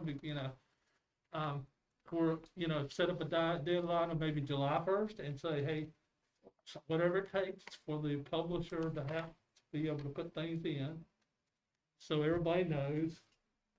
So, And they so can get Peter their is articles. actually already pushing he's already sent me a deadline for of May the 26th or 28th. Good. So I think we're definitely pushing towards that. That's good. Peter, you want to talk about the schedule for when you're going to roll out the next? So ideally, we would publish these newsletters in March, June, September, and December. So I believe we can get our next one out late June, or as close to it as possible. And because we are up against the time frame already of that. But I think incorporating into this next newsletter something that invites folks and includes such a schedule. The publisher has said, basically, if we want something out by the end of a month, then we need to be sending it to the printer by the beginning of said month. Okay. And we need to have all the copy in about 2 weeks before that, which is about 6 weeks prior, which means we probably need stuff about 2 months in advance from somebody from the community if it's going to make it in on a timely fashion. But we can put together a schedule, and I think using the next newsletter as an opportunity to share that with the community is great, and say, hey, you want something in our next issue, let us know by such and such. And I think it's a reasonable idea if the board is in favor of it. That's good. Who puts it together? The vendor is the same one that was doing the previous iteration. It's a local company called Hendricks Business Solutions, and actually got pricing from another vendor that I had worked with previously, but this one actually. I noticed it was mailed from Muscogee, Michigan. Yes. That's, that So means it was I asked her. printed somewhere out of state. I asked her about that, and she said that's the processor she typically uses because they have the best pricing. But I shared with her the more local resource that you noted, and she was going to check with them. So I appreciate all the feedback, and rest assured, we definitely want to improve. I hope you found this newsletter once it finally showed up to be a good quality. Good job. And it was a very cost-effective production as well. So we will continue using this as a resource, just one of many ways. I mean, we can't depend on any one way to connect with the community, but I think it's really important that we do publish this. And if I don't have my content in by this deadline, Peter's going to let each one of you know so that you can come and hound me about it. Or we could write it for you. I started saying, we'll write it for you. Hey. I got 2 tails to haul. Okay. The I'm whole going to get mine thing- to you next week. The whole thing is, it needs to be put out on time. Yeah. So that, it doesn't arrive in the mail a couple of weeks late and then the events have already happened. It's pointless. It's like shooting yourself in the foot. Exactly. That's what's happened in the past. Yeah. And that goes back to having to have that information, especially with events. Yeah. As long as Almost you 2 put it months out in in the next advance. publication so people can see it. And I don't think there's gonna be any problem. Like I said, you're doing a good job, and I'm just trying to get some guidelines on what's happening. Thank you. So I know what's happening. All right. Anything else on the manager report?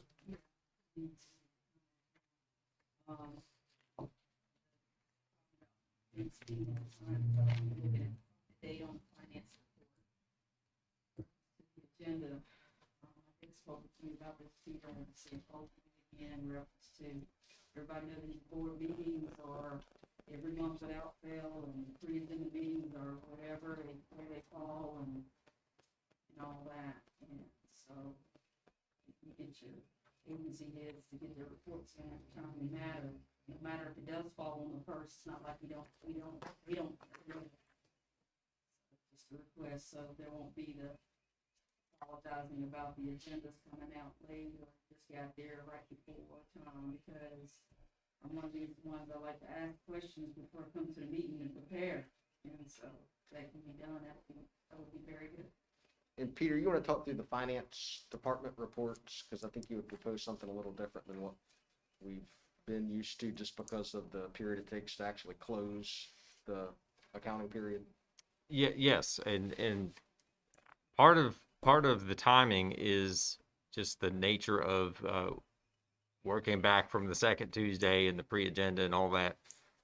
There may be times when we need to be getting you your agenda maybe on the first or second day of the month. And at the same time, that's when finance is receiving bank statements and reconciling accounts, which then has to be done before some of these analysis you receive are updated. But as an alternative, we talked about this a little bit today as a staff. What we can do instead is simply produce the analysis sooner.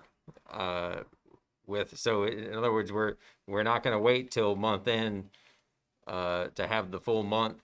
It will be rolling based on, so instead of as of the last day of the month, it may be on as of the 24th of the month. So you're still going to have a lot of information update on there, but we'll be able to move ahead with getting these things put together. And if there's something significant, you heard Faith tonight talk about a few changes that have happened in your revenues even since this was published. It'll be the same type of thing. I think after a few months, we'll get the feel of it, and it won't feel as odd as that maybe sounds, but we think that would be a solution. We've already rescheduled and we're changing the timing of our staff meetings so we could be working around these deadlines. And there may be other solutions as well in the long term as we feel our way, but we think this would help. Thank you. Any other questions, comments? All right, thank you very much. Next item is, we have Mr. Morris here, I believe. We have a grant on behalf of the Blanche and Julia Robertson Family Foundation for Stand Back Forest. Good evening, everyone. Good evening. So we recently received notification from the Blanche and Julian Robertson Foundation of a grant award in the amount of $10,000. And the funds will be utilized to support trail maintenance and construction within the Standback Educational Forest. We recently had a crew working in the forest from conservation, the North Carolina Conservation Corps, and that was pretty much without any expense to the town. I don't think they submitted any kind of invoices to us, but they recognize that in the next iteration of trail construction in the proposed expansion area, there might need to be a bridge here or there, some things like that. So we were encouraged to apply, and we did, and so we've been awarded this second grant. And it does in fact come with provisions and conditions of accepting the grant. They want, timely reporting. They want us to use it for what we told them we were going to use it for, and they want to be able to check in with us periodically to make sure we're making progress. And the way the Robertson Foundation is set up is they typically provide the grant funds at the end of the project. Although they've, for a municipality, they've worked with that. I think last year they gave us a $10,000 grant for the trailhead. So what we're essentially asking, and just with a new town manager, we're suggesting that it might be appropriate for the Board of Aldermen, the mayor and Board of Aldermen, to authorize the town manager to accept and implement the provisions and conditions of the Blanche and Julian Robertson Family Foundation grant for Stand Back Educational Forest Trail Maintenance and Construction. I'll be happy to answer any questions that you.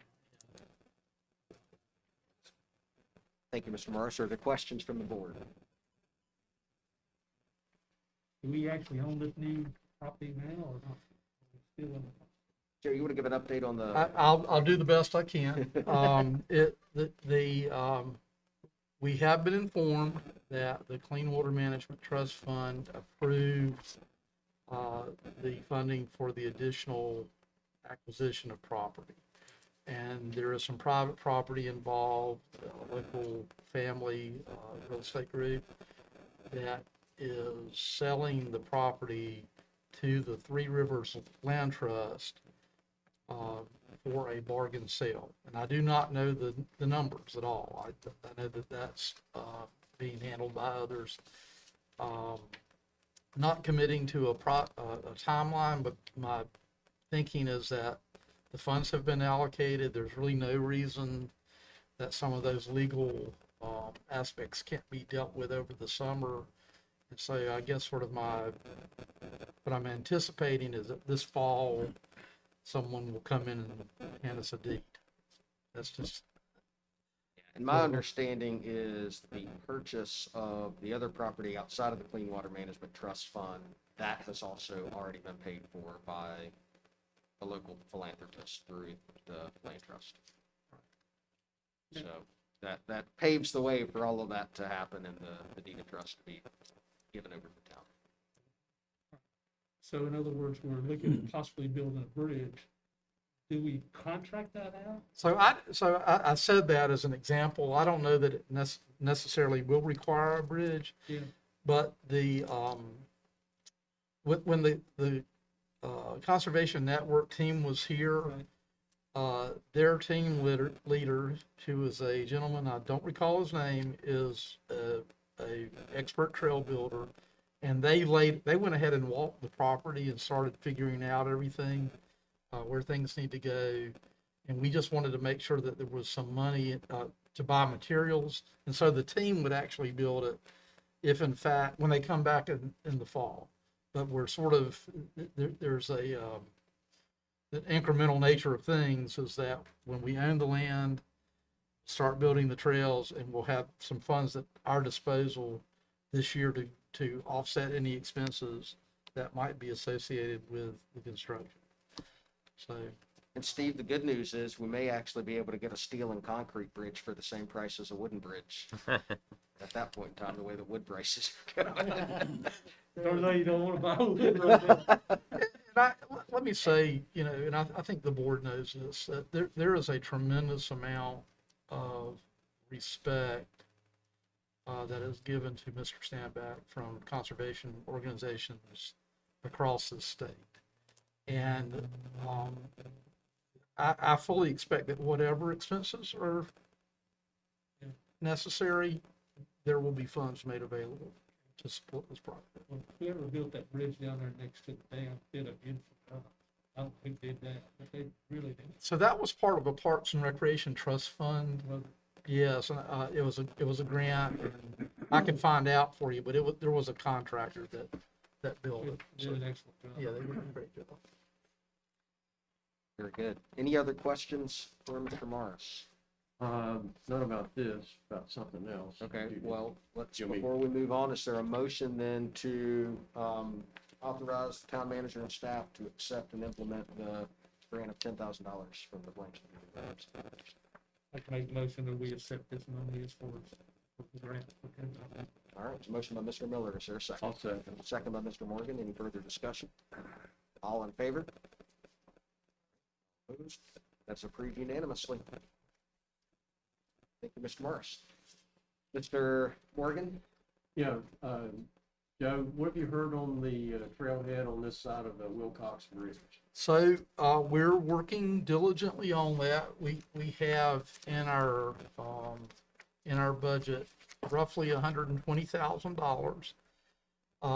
One of the primary instigators in that project is Ronnie Smith, and he is suggesting that we move forward with sort of a phase one construction that would include a gravel trail. I need to back up one second to mention to the board, have you communicated to the board about the deed from NCDOT? No. Okay, so this is news. Last week, the Department of Transportation delivered to our office the deed for the surplus right-of-way. Now, we've been talking about this for like a year and a half. Yeah. So it came last Monday.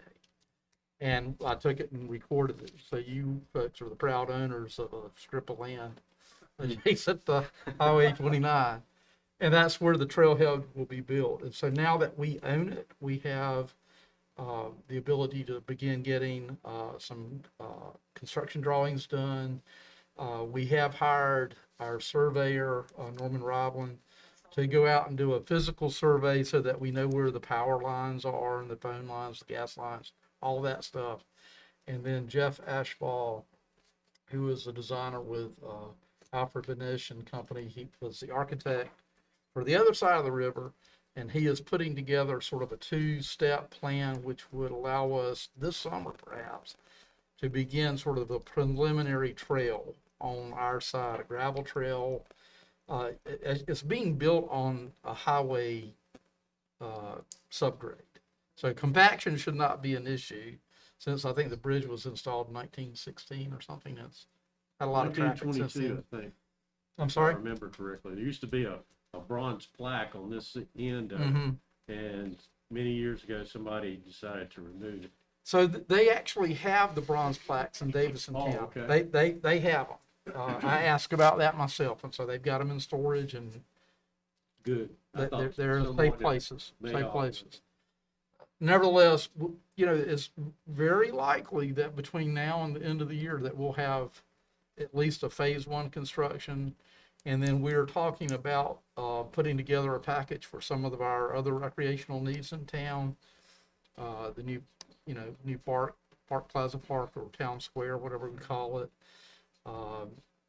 Other trail improvements that we're working on within CDOT and finding a match to do that. So, Can you talk about the zip line? zip line, the Sam Morgan zip line. I can see my is- house from here, zip line. It's gonna be a memorial. Yeah. Sam Memorial. Yeah. Hey, watch this. That you So did I, first Hey, it'd be a great fundraiser. I know, Be like a Dunkin' booth. I paid to get you on it. See, that's what I'm talking about. I'm Wow, how inspired did we get by, off the rails that quickly? I'm inspired. So I know what to do right now. I don't cable. Oops. So we're making good progress, sir, Mr. Moran. Thank you, sir. You're welcome. Very good, thank you. I'll point out too that, we can't actually start construction until they are done with the Wilcox Bridge rehab. I don't know if you've driven by there and seen, they're working on it diligently, and I think their plan is by end of June timeframe. Actually, it's May 22nd, which I mean, I that's, don't see how that's that's gonna not gonna happen. Yeah. But they keep saying May 22nd.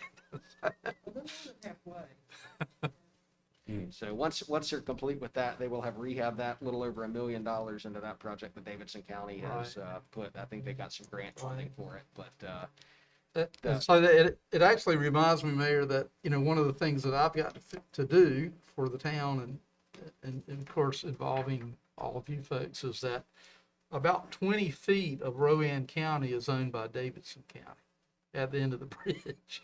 And so it was sort of like, okay, you get the deed and then you go see the guys in Davidson County and ask for an easement so that we can attach to their bridge. And Can we fight them for it? well, the thing about it is we have, Ronnie Smith dropping $50,000 checks on them at our, so I think we've got a good inroad there. Good. And it shouldn't be a problem. As long as Ronnie's got that pipeline going, we'll probably get what we want with them. So, yeah, Yeah, I think they're excited. They Davidson are. County's been excited that we're starting this and partnering, and They are. I think they've been looking forward to this day for a long time. Okay. Very good. Thank you, Mr. Morris. You're And I welcome. believe you have an update for us too on Standback Forest Trails relative to park rules and that sort of Okay, thing. Maybe share? I do, and in the agenda packet, there's an email where the town manager reminded me that you wanted an update on this, and I was like, I think I missed that. I may have left the meeting early in April, and so I wasn't really sure of the nature of the conversation. I think there was some talk about use of a ATV or something like that, maybe in a rescue situation on the, I don't know. Yeah, that was primarily the conversation relative to potentially fire department having a Right. UTV that they might need to perform a rescue Right. operation or anything like that. So it was a great exercise that allowed me to go into the files and find the conservation easement, which was about a 36-page document, and pull a couple of pages to cover in the pertinent page. And I know Mr. Bish followed up with Peter and got the entire document to read, but essentially the land is protected in perpetuity. This conservation easement is an ironclad legal document that protects the property. There are certain provisions in that both the town and the land trust agreed to when the property was deeded to the town.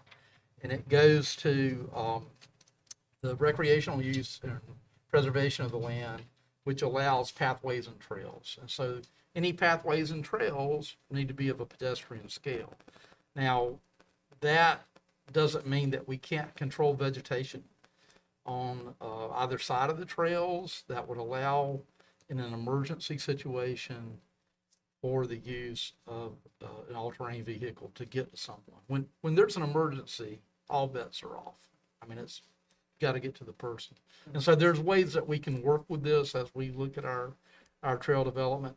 The thing about Spencer Woods or Standback Forest that is really useful in this regard is that the land area is basically between the lengths of city blocks. I mean, where there's streets. And so you can kind of get in and out. And I'm pretty sure that most emergency vehicles in Rowan County at least are equipped with those hard transportation boards that you can strap people to get in and out. I asked the chief of police, and he said in all the time that we've owned it, they've never had an emergency situation. That's not to say one can't happen tomorrow. But there are limitations on the use of the park. It is for trails. But when you think about it just a minute, they built a road to create a parking area. So you can build roads to support those recreational uses. So it's not a completely hands-off or never say never situation. If there is a road that needs to be built, say when we do the expansion, that provides a parking area down near Grants Creek, another trailhead to come in that way, we can probably do that. I mean, it's a reasonable thing. So I noticed on your report too, you made a comment about mountain biking not being permitted. My understanding, we don't have anything right now that precludes that. So Signage that would say that. So, and I know Mr. Miller brought up the desire with the new portion of the property to actually have a portion of that for mountain biking. So I went down and took a picture of the sign, and it talked about no vehicles beyond the parking areas. And so it specifically does not call out mountain bikes or trail bikes. And I may catch a low degree from my friends that ride trail bikes. But the fact of the matter is the sensitive nature of Standback Forest, the fact that it's quiet and there are lots of small trails and twists and turns, there could be a potential for conflict between bicycles and people quietly walking through the woods. And so I think if we need to put it on the sign, let's do it. But I don't think it's I think is there a sign at the trailheads? Does anybody? There's no signs anywhere that says no bikes. It's in that particular setting, and believe you me, I'm all about multi-use and multi-purpose trails. This is not one. This is a pedestrian hiking trail, and putting bicycles in there could be really dangerous. And I would encourage that the town consider seriously formalizing that. So Joe, part of my interest in this Mm-hmm. is just trying to understand the nature of the relationship between the town of Spencer and whatever land trust may Right. exist. Mm-hmm. And correct me if I'm wrong, but Okay. we may own the land. We are the owners, Right. but we don't necessarily control the uses of the land. And if they're in the agreement of the land trust that they decide that they want to use the land in a particular way, if you sign off on it on the agreement, then you're stuck with that, and it runs in Forever. perpetuity. Right. So the one little niche that I saw in here was that the land trust has they can allow hunting on that property. Now, they didn't say bow hunting, they didn't say using slingshots, whatever. But I don't know if there's anything we can do within this agreement, even though the property can be transferred and so forth. Right. But in any future agreements, I would think that having the ability to have hunting within such a close proximity to houses or residences might be a problem. So I absolutely agree with you, and I think that the deed of conservation easements are sort of templates that are provided and drafted by attorneys and that sort of thing. And quite frankly, I think that's an oversight that slipped through. There's no hunting in the town limits of Spencer. And so that's within the town limits of Spencer, and there would be no hunting allowed there. But I agree with you that we probably, in the future conservation easement, need to make sure that that's addressed. And in fact, I think it would be reasonable to have our attorney to inquire as to how we might want to amend this particular conservation easement, because they do not have the authority to supersede your authority with an ordinance that does not allow hunting in the town limits. So I think that's a great catch. Quite frankly, they got this, it's on somebody's computer, they typed in town of Spencer, and so they just missed that. Yeah, But it's a standard conservation. it's a standard, and for example, much of the land conservation work that the land trust does eventually goes to be in the national forest, in the Ori National Forest, and hunting's allowed there. But by comparison, some of it goes into state parks, and no hunting is allowed there. So they just missed that point. So The other thing too is they do a lot of work with private Right. landowners that will decide to put their land in a conservation no, agreement for it's a tax tax play, benefits. yeah, Right. yeah, I And so in understand that, doing yeah. that, then, that's on private property, they can hunt. I'm an avid hunter, but I can definitely say we don't want anything Right. related to town-owned property where we're. it needs to be spelled out. The conservation easement does not supersede the town ordinance. And let me ask you, the new property, is all of that in Spencer town limits currently, or is part of it in the ETJ? I don't know the answer to that. I think part of it might be in the ETJ, which is even further reason that we need to make sure the new agreement Right. specifically. And so when that happens, when the land is deeded to the town, there is a procedure that the town can annex it voluntarily, as the owners, that you can do. It's a matter of reporting it to the Secretary of State, that sort of thing. So I would encourage the town to include it in the town limits when that day comes.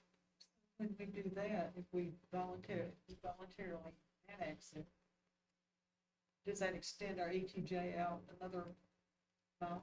No, they're not, they're separate actions, and quite frankly, you probably couldn't get away with it if you tried it. So, and if you actually even try to formally do it, you probably couldn't get away with it. It's a great question, but it's not it doesn't move automatically. They're separate actions. Any other questions? Mr. Morris, thanks for taking the time. Is horseback riding allowed in that park? I think it's, probably. I don't think so. I mean, under number 2, recreational uses, it talks about fishing, hunting, biking, swimming, wildlife. And that's kind of interesting because we don't allow fishing Yeah, on I know we the don't pond right allow now. fishing there. Yeah. But So horseback all riding- that needs to be sort of hammered out, doesn't it? Yeah. I wasn't working at the land trust when that happened. I had a stint on the board there. And I have heard Jason tell the story a number of times where it was a split vote by the town of Spencer to accept it. Jody Everhart basically said, if we don't do this, I can't go home to my mama. She would tend my hide if I don't do this. It's a great story. So Joe sent a picture of the sign a few weeks ago, and if it's okay, I'm happy to read what the sign says. Now, this is the sign, though, in the parking area, correct? Yes. Down by the lake. Right, and The pond. so whatever that sign is, probably need to make sure we have signage at the other trailhead entrances. I think it says something like foot traffic only at the trailheads, but there's something to it. It notes the park hours and no trespassing. It talks about leaving natural areas the way you find them, no littering, no fishing. Dogs and other domestic animals must be on a leash at all times, and you should pick up after your animals. Tobacco prohibited. No alcoholic beverages of any kind. No amplified noise of any kind, including the parking lot. Motorized vehicles and golf carts are prohibited off roadways and beyond parking areas. And then it talks about shelter use and how to make reservations. Okay, now, if I remember correctly, I think in the land trust agreement, they do allow fishing. Yeah. But I think it was the town of Spencer Correct. that decided not to do it because it caused some problem with litter and people not cleaning up and stuff like that. So, if the town of Spencer wanted to open it up to fishing again, they probably could Yes. without going to the land trust. But, So the easement would allow it yeah, if you wanted to do it, but Right. we're not allowing it. We're choosing not to allow it. right, But if we change our mind, we we can can. allow it. As the owners of the property, we're further restricting use. But I understand that the pond is gonna become more of a wetland, I'm thinking. I don't know how. You might be able to catch frogs, but that might be about it. Good.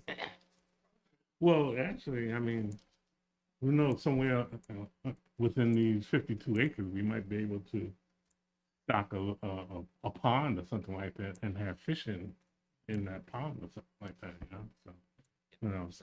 Never know. Okay. Any other questions?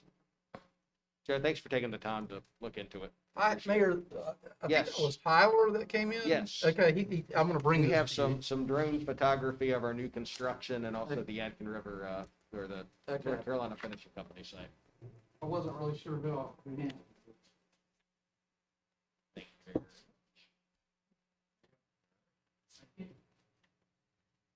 All right, next item on the agenda is considering authorizing the audit contract for FY ending June 21.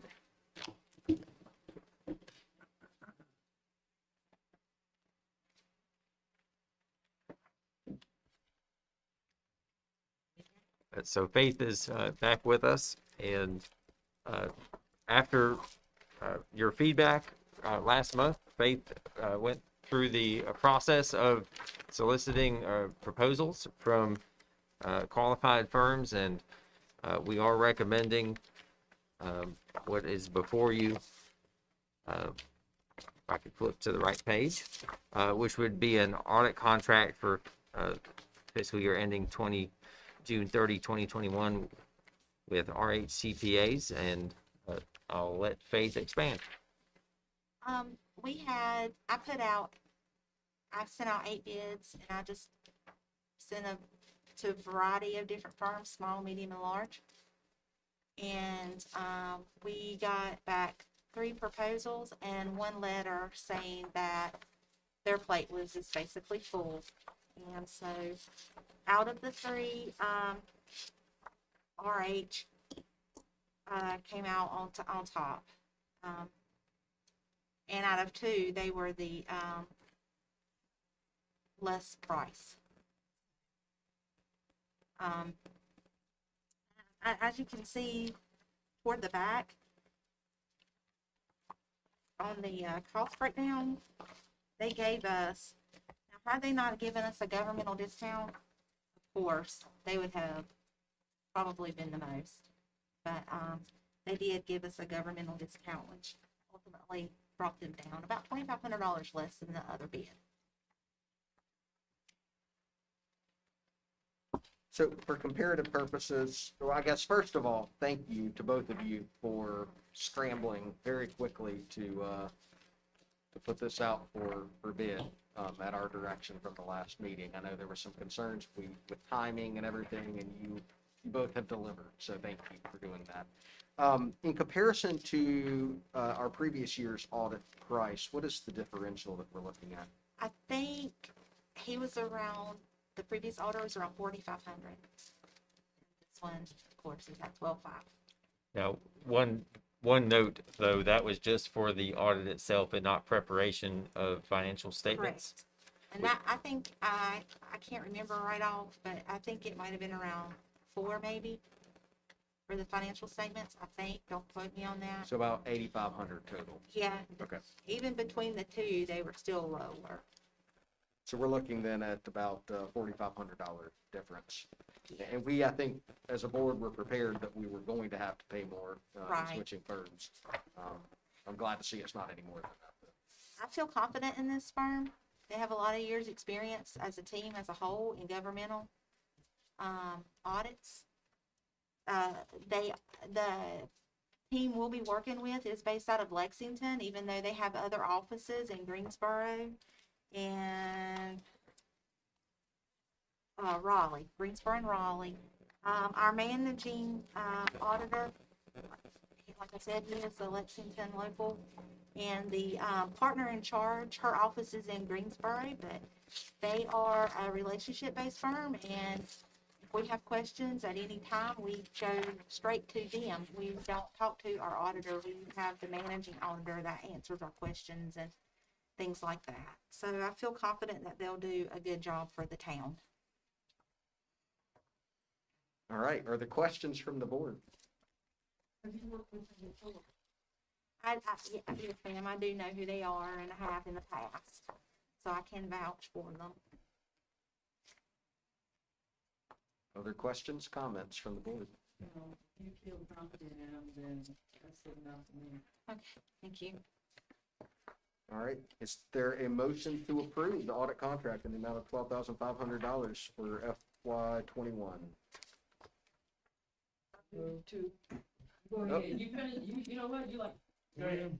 You make the motion, what? I move to accept the proposed contract for RH CPAs for the audit services for fiscal year ending June 2021. All right, and we authorize the town manager to sign that contract.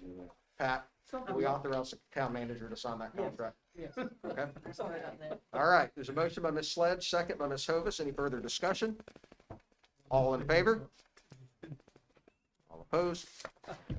That is approved unanimously. Thank you very again much. very, very much Sound like it for was one descending vote, pulling this together so yeah. quickly. You're welcome.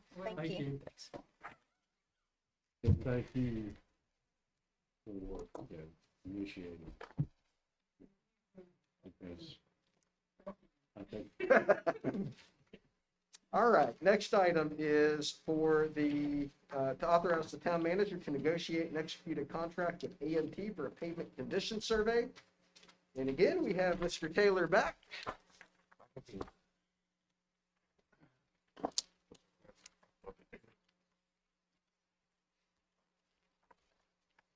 right. Good evening again. Good evening. In your packet, there is, it was one of the board's goals to get a, pavement condition survey done for the town. We do not have existing one. We have a list that we are working off of, but not an actual survey of the whole town. So, I reached out to 3 different firms. The AMC firm was highly recommended by the Department of Transportation. They use theirs for some outside work and contracts that they use. Then a engineering firm, which is the one with back, that I reached out, and I reached out to a third, and they decided not to submit an estimate. So, what they will provide is a condition survey, for the town. They will actually evaluate all streets in town. They'll put them in a, more or less a database to where we can work off of. So as we do them, then we just update the database. You know what I mean? It puts it back into a time schedule. Is what it is. And this will give us an overall view of everything, instead of just, you know, particular streets that are highly traveled or what. This will give us all different scenarios. So, what we're asking for is that, you authorize the town manager, to move forward with the AMT. The funding was not specifically there this year, but there was some putting in an engineered line item, that was to deal with the, CCAP and the dam and that kind of stuff, things that just did not come to fruition. So, there is money available, in that line item, in the capital line item, to handle this and get it done.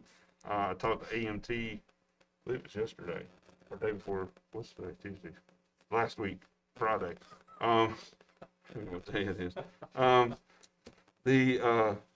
And I just reached out to him to see if he could get it done in this fiscal year. And he said he should have no problem getting it done by the end of June. And then that would give us the availability for our fall paving, and we would have this up and running, you know what I mean, and be done. So, I'll answer any questions if you have any. So I'll just make a couple comments as a reminder to the board. You know, this ties in with this whole goal of ours to do a better job of capital improvement planning throughout the town for infrastructure projects. And this provides us the necessary information to inform our process for our Powell bill repaving work that we do, so that we are not just picking spots throughout town and based on complaints or based on what we see. We're going to have a set, I guess, algorithm that will score the different pavement conditions throughout the town, and so that we have justifiable information to then go back to our residents and show the priority of repaving jobs throughout the town. And then it also gives us a very good schedule to begin really working down and addressing some of our pavement issues over the coming years. So I see it as a very, very valuable tool. I appreciate Joel and Peter working together to come up with these bids and work to make this happen. And I'm thrilled to hear that we're going to be able to have it done in time to then use it for our fall paving work. Are there questions or comments from the board? Yes. So are we gonna give whoever we select what a street is supposed to be, or you just looking at the condition of what it is and So, saying, yeah, so there is this PCS rating system. It is an industry-approved rating schedule or scoring system that they actually use. They'll go out and rate it. I'm not sure their process. A lot of people actually use remote, like, cameras that they have that will actually go, they drive through and it scores it automatically. But it's based on industry-accepted standards for pavement condition surveys. And so they look at things and they characterize it. If there's alligator cracking on the roadway, if there's separation, those sorts of things, they basically score the different types of defects. And then what that allows them to do is give an overall for sections of road. And I don't know if they do it by the mile or by the foot, but basically they will score that, and it tells us what the worst performing roads in town are compared to the best performing, and then allows us to prioritize that. okay, so a road is not necessarily a road if it doesn't have a curbing. those would be considered roads, even without curbing. Yeah, I mean, it's our entire network of streets that it would take into account. Yeah, this will encompass all 24 miles. It's not quite 24 miles, but that's what they based it on. It's like 23.8 of what we have. It'll be every street that we have in town. It'll be prioritized. Yeah, so it's not going to assess necessarily curb and gutter, Bob, but it's going to assess the actual asphalt pavement condition. Just paved. In other words, if they go down a street and they find a pothole where there are several vehicles that have disappeared over the years, that'll probably go to the top of the list. That's called the Yadkin River. Do you feel comfortable with The only reason why I raised I that. do. I reached out to, I'm sorry. No, no, go ahead. No, Mr. Miller asked a question. That's what I was. I'm sorry, buddy. Yeah, No, I no. don't want I to just asked him if he felt comfortable with this company, AM. Yeah, I do. I reached out. I got this company from the NCDOT. This is a company that they use like for their scoring on some of their streets and that kind of stuff. And some of their retired engineers actually go to work for AMT. So I And reached I'm out to one of familiar them. with them in my line of work. Okay. And, Okay. Do you feel comfortable? yeah, Okay. I see them around quite a bit. Yeah, I do too. So Sorry. no, you're fine. No, no, yeah, you're I fine. apologize. I'm sorry. No, the only thing that I was going to mention was that naturally the what's an acceptable design of a road sometimes is important. So if a road is built and it doesn't have a curve in the middle, then the water is not going to drain off. Well, the from center the of the crown, road, you so- mean from a crown standpoint? Yeah, crown. All right, so that's what I want to know if he's going to be considering a good road or one that retains water or one that allows water to run on other individuals' properties. So, and that's a question for Joel. I'm not sure if their assessment's going to look solely at condition or if it's also going to look at design condition as well. My guess would be that it's not going to look It's, at design I condition. doubt very seriously it'll be in design. It will be strictly for pavement condition would be my assessment. And most of these that I have ever seen is that way. It's strictly for pavement condition. Now, just like we did 4th Street, there are certain streets that have those issues. That's when you get into talking to it with the contractor. If there's what they call a reverse crown or, the edges aren't tapered. When you get into redoing the road is when we get to talking about design flaws and stuff like that to correct those while you're paving. And I guess to Mr. Bishop's point, we can't necessarily in the prioritization just take the scoring at first glance. Right. We also have to, I guess, validate that, if there are roads that rank highly, we also have to look, are there design issues that might put one road over another in priority if you have condition and drainage issues as well that Correct. repaving could fix. Correct. Bob, so Yeah, that addresses kinda your question. do all the aspects. Yeah. You have to follow through with traffic count too. You have to kind of look at that, how many people travel this road compared to this road. Right. So there's all different aspects, and I'm not sure if that's in this. I know one company does include that, but I'm not sure about this particular. That's things we'll kind of have to hash out when we negotiate and make sure of what everything they include. Yes, ma'am. It will not be for state roads, no, just for Spencer streets. The state maintains their network, for what they do, and this will be just for our streets, what we use our PAL bill money for to fix. Yes, ma'am.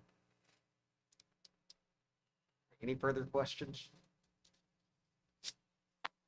All right, is there a motion to authorize the town manager to sign a contract with AMT for payment condition service? I make a motion that the town manager be authorized to enter into an arrangement with AMT, enter a contract with AMT on behalf of Spencer for pavement conditions. Survey, whatever. Motion by Mr. Bish, second by Mr. Miller. Any further discussion? All in favor? All opposed? All right, that's approved unanimously. Thank you very much. Yes, sir. Thank you. All right, with that, we have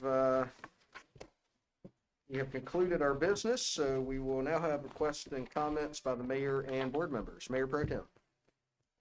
Just want to say that it's an exciting time to be here, and we've got a lot going on, and I'm enjoying it, learning a lot. Thank you, Mayor Pro Tem. Mr. Bish? Just from a point of personal business, I just want to talk in general, very quickly.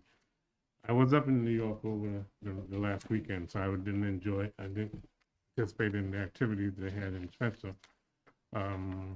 But I went up there to bury a friend or to be at the funeral. And coming down after that, I was on the road and my rock on, what do you call the Called it a tie bar. tie bar went out. And fortunately, it was my sister and I, and we were just leaving a rest area when I heard the sound underneath. And now I looked under the car, and I didn't know what I was looking at, but I saw a bar hanging down, about ready to punch a hole in my tire.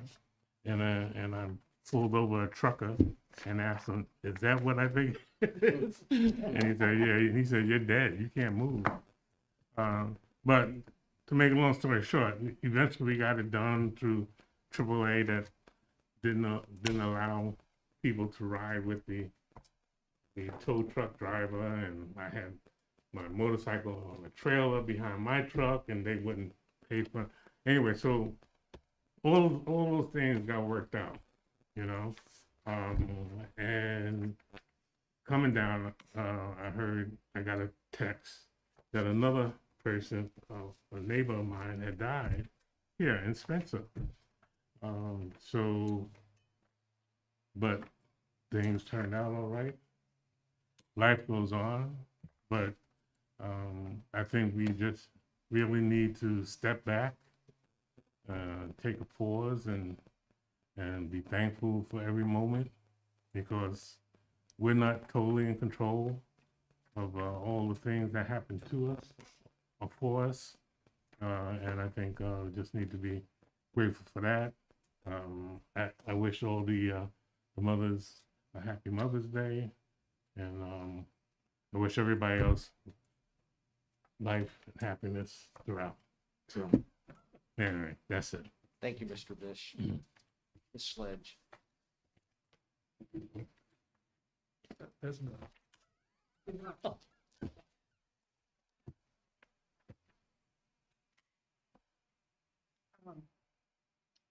Just pass me for now. Okay, very good. Mr. Miller? No comments. Mr. Morgan? No. Ms. Ovis? Just want to reiterate, I got a question about folks again. I am enjoying my retirement. It's my 10th weekend. I am partly around Spencer right now because I'm enjoying the money that I used off of the selling of one of my rental homes. I'm living in Spencer. I am here in Spencer. I just enjoy my retirement. I'm RVing, folks. I'm on my motorcycle, and most of all, I'm seeing a lot of camping. But I tell you what, I'm using up so much of that money now that I will be back in here. I am here. I'm not going anywhere, and you'll see me a whole lot more. I'm just gonna enjoy my vacation. That's for you, folks. For any anonymous people who was wondering if I'm still here, I am here. I am not going away. And if our gas shortage continues, you might be camping in your backyard. That's exactly why I'm actually. Thank you, Ms. Ovis. That's right. Yes, I noticed that Scott Shelton from the Economic Development. and I was going to acknowledge that he was here, but you beat me to it. Oh, I'm sorry. I wondered if he had something he needed to say to us. Scott, we appreciate you being here tonight, and we appreciate our partnership with the EDC. Is there anything that you have to say for us I've got tonight? a couple of things. I won't be long, Okay. just to update you on. Some of it you may already know. Thank you, Mayor and Board, for having me here. Again, just real quickly, I wanted to talk to you about some project activity in the area. I did get a call in early April from a site selection consultant asking about the Fisher Lamb property. I guess his client's needing a rail site of 80 acres or more. Of course, that's 100 acres. I did get that to them. We have no feedback at this point, but a lot of my time the last couple of weeks has been in regards to another consultant-driven project that's been put on our radar. We know it's a light industry. We don't know what it is. We've been told very little. We know it's very few jobs, but we've been told a very, very large capital investment. I'm thinking probably 300 million plus. And they are very interested in Rowan County. They've had me running around the past 2 weeks finding sites all through the county for consideration. They do know about the finishing company site. They do know about the Fisher Lamb property. It's one of these things where they're kind of high on one site one day, the next they say, what about this one here? Then they come back to one of those sites. So it's an ongoing process. But again, we're trying to keep them here in Rowan. They have said they would look at Iredell. They would look at Catawba County. But for whatever reason right now, the consultant says they're focused on Rowan. So we're trying to keep them here. And we're throwing as many sites at them as we can. This would be great to get for Spencer, obviously, but great for the whole county as well. That would go a long way to, helping some, buy some police cars and pay for schools and things like that. Regarding the site development aspect of our job, I know that the manager and the mayor are aware we're going to have that meeting with Duke Energy and their engineers on the 27th to talk about the finishing company site and redevelopment options. They're going through that Duke program the Fisher Lamb property went through last year. So I think we'll maybe talk about some expectations and I guess rough visions for the property then. I think they want to go look at the site as well. But again, that's on the 27th at 10 o'clock here at the town hall. And finally, I've talked to you a couple of times about trying to enhance our sites. And we've been doing a little bit by year as far as reports for the properties. And as far as the Fisher Lamb property, we had sent out an RFQ a few weeks ago for engineering firms to do a phase 1 assessment of 3 sites in the county, one in Granite Quarry, one in Cleveland, one in Spencer, Spencer being the Fisher property. We did review those the other day and did award it to Alliance Consulting Engineers. Those are the same folks who did the report on the Lamb Fisher property a year ago. They do good work. They came in really low at a really low bid. So we have given them a notice to proceed, and part of the trade-off for getting a really good price was a longer turnaround time for the report, but they're supposed to have it to us by June 30th. Again, that's free of charge to the property owner and free of charge to the town as well. It's through our site development funds through the EDC. So we'll have that done in just probably another kind of 7 weeks or so.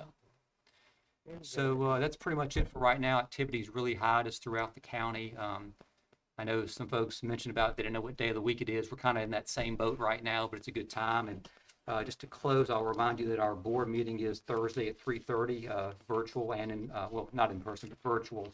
Alderman Sledge has been attending those religiously, and we really appreciate that. We love to have input from the towns.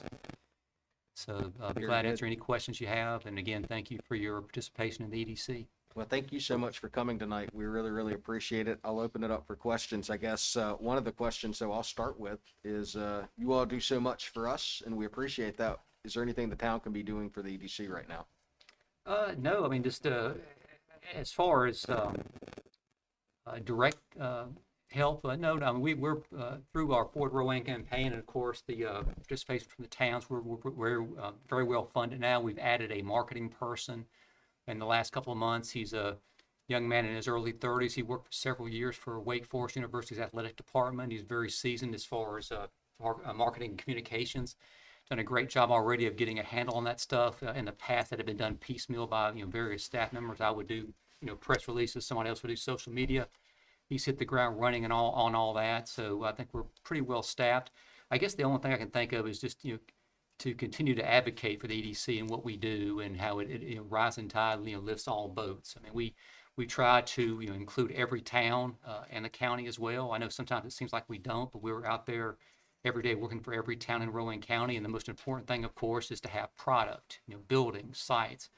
Spencer is working hard for that now with these 2 properties that you have. And really, it's somewhat of a luxury. Not many towns in North Carolina have large sites, either right by their town limits or within their town limits. So that is an asset, again, that you guys have. And it always helps us. I mean, I know that there's almost like a land grab going on right now. I know Cabarrus County has kind of turned off the faucet for distribution in their county, so all that stuff's headed up our way now. And really, a lot of the large sites along 85 are under contract now to developers, from the southern end to the northern end. Some of the Carlton property there on Long Ferry Road is actually tied up now with 2 different development firms. And as far as I know, they're talking about doing, spec buildings, probably distribution. But, it's actually on the southern and northern side of Long Ferry Road. The northern end's right before you get to Dukeville Village Road. So we thought for the longest time that stuff would come later, that, Southern Rowan would be built out first, but Chewy was a real jump start and got everybody's attention. So everybody's trying to tie up land in Rowan. We're at a point now to where we're getting these calls from developers about land in Rowan County, big sites, and we're having to turn them to, 2 miles from the interstate versus, right on the interstate. And I think eventually they'll start looking at 70, but right now 85 from Greenville all the way up to probably, the Triangle area is hot right now, and we're in a good position. But I think there will be a time when the county will have to consider how much longer they want to do, distribution. We're trying to balance that with manufacturing, but it's kind of tricky right now because a lot of these firms buy these big sites and they want to put up, big box sites. I mean, there's one, it's going to be going in on Webb Road right now. It's probably 700,000 square feet. I know y'all have read about the one in China Grove. It's 1.4 million. It's just crazy to think about the scope of interest in Rowan. It hadn't been that way for, a long time. I know also last night Rod Kreider went to the City of Kannapolis meeting, and they're still talking about the new interchange down there. And I think some of the conceptuals for that have changed since they were approved several months ago. I think they're looking more at manufacturing and distribution. Before it was going to be mixed-use retail, but retail is really hurting right now, so it makes the most sense to turn and pivot toward distribution and manufacturing for the tax base and also just for jobs. But it's a pretty exciting time in Rowan right now. It's just a continuing challenge for us to find new sites when these get tied up, just so we have product to put in front of these people. But I think now with the interstate being done, people are really seeing us as North Charlotte. And when I say that, I mean as far as this business, I don't mean being a bedroom community or anything like that. I'm just saying that people, I know that kind of gets folks upset sometimes, but I'm not saying that. I'm just saying that it used to be, when I came to EDC in 2009, people would want to be in Charlotte, but Rowan was just too far north. It's not that way anymore. So we will benefit from that, and Mr. Sheldon, if you don't mind my saying so, we're still suffering from the side effects of bad decisions that were made back in the 80s. In terms of our county commissioners and also people within government in this area. I'll give you a case in point. Several years ago, Rowan Distributors was looking to expand their Budweiser facility plant here in Rowan County. Unfortunately, we had county commissioners that were against alcohol, and they made that very prevalent or very well known. And so what do? Budweiser goes over into Davidson County and builds their distribution plant there. Another infamous example, in 1986, a development company rolled into Rowan and met with the CEOs at Sears. Sears had a store here in the old Rowan Mall where the Lowe's is located. They rolled out a big stack of plans for a huge development here potential development here in Rowan County along Clumac Road on each side of I-85. And all they asked for they didn't ask for tax breaks, they didn't ask for anything else. All they asked for was the extension of water and sewer. Again, this was back in the mid-80s. Unfortunately, a well-known person here in Salisbury with deep pockets said Wash got up in front of the presentation that they were making to the Salisbury City Council and also the Rowan County Commissioners, and said that, why should we extend them water and sewer when we've never done that before? So the developers got very irate at that, slap in the face, and they rolled up their plans, and they went 20 miles down I-85 and built Concord Mills.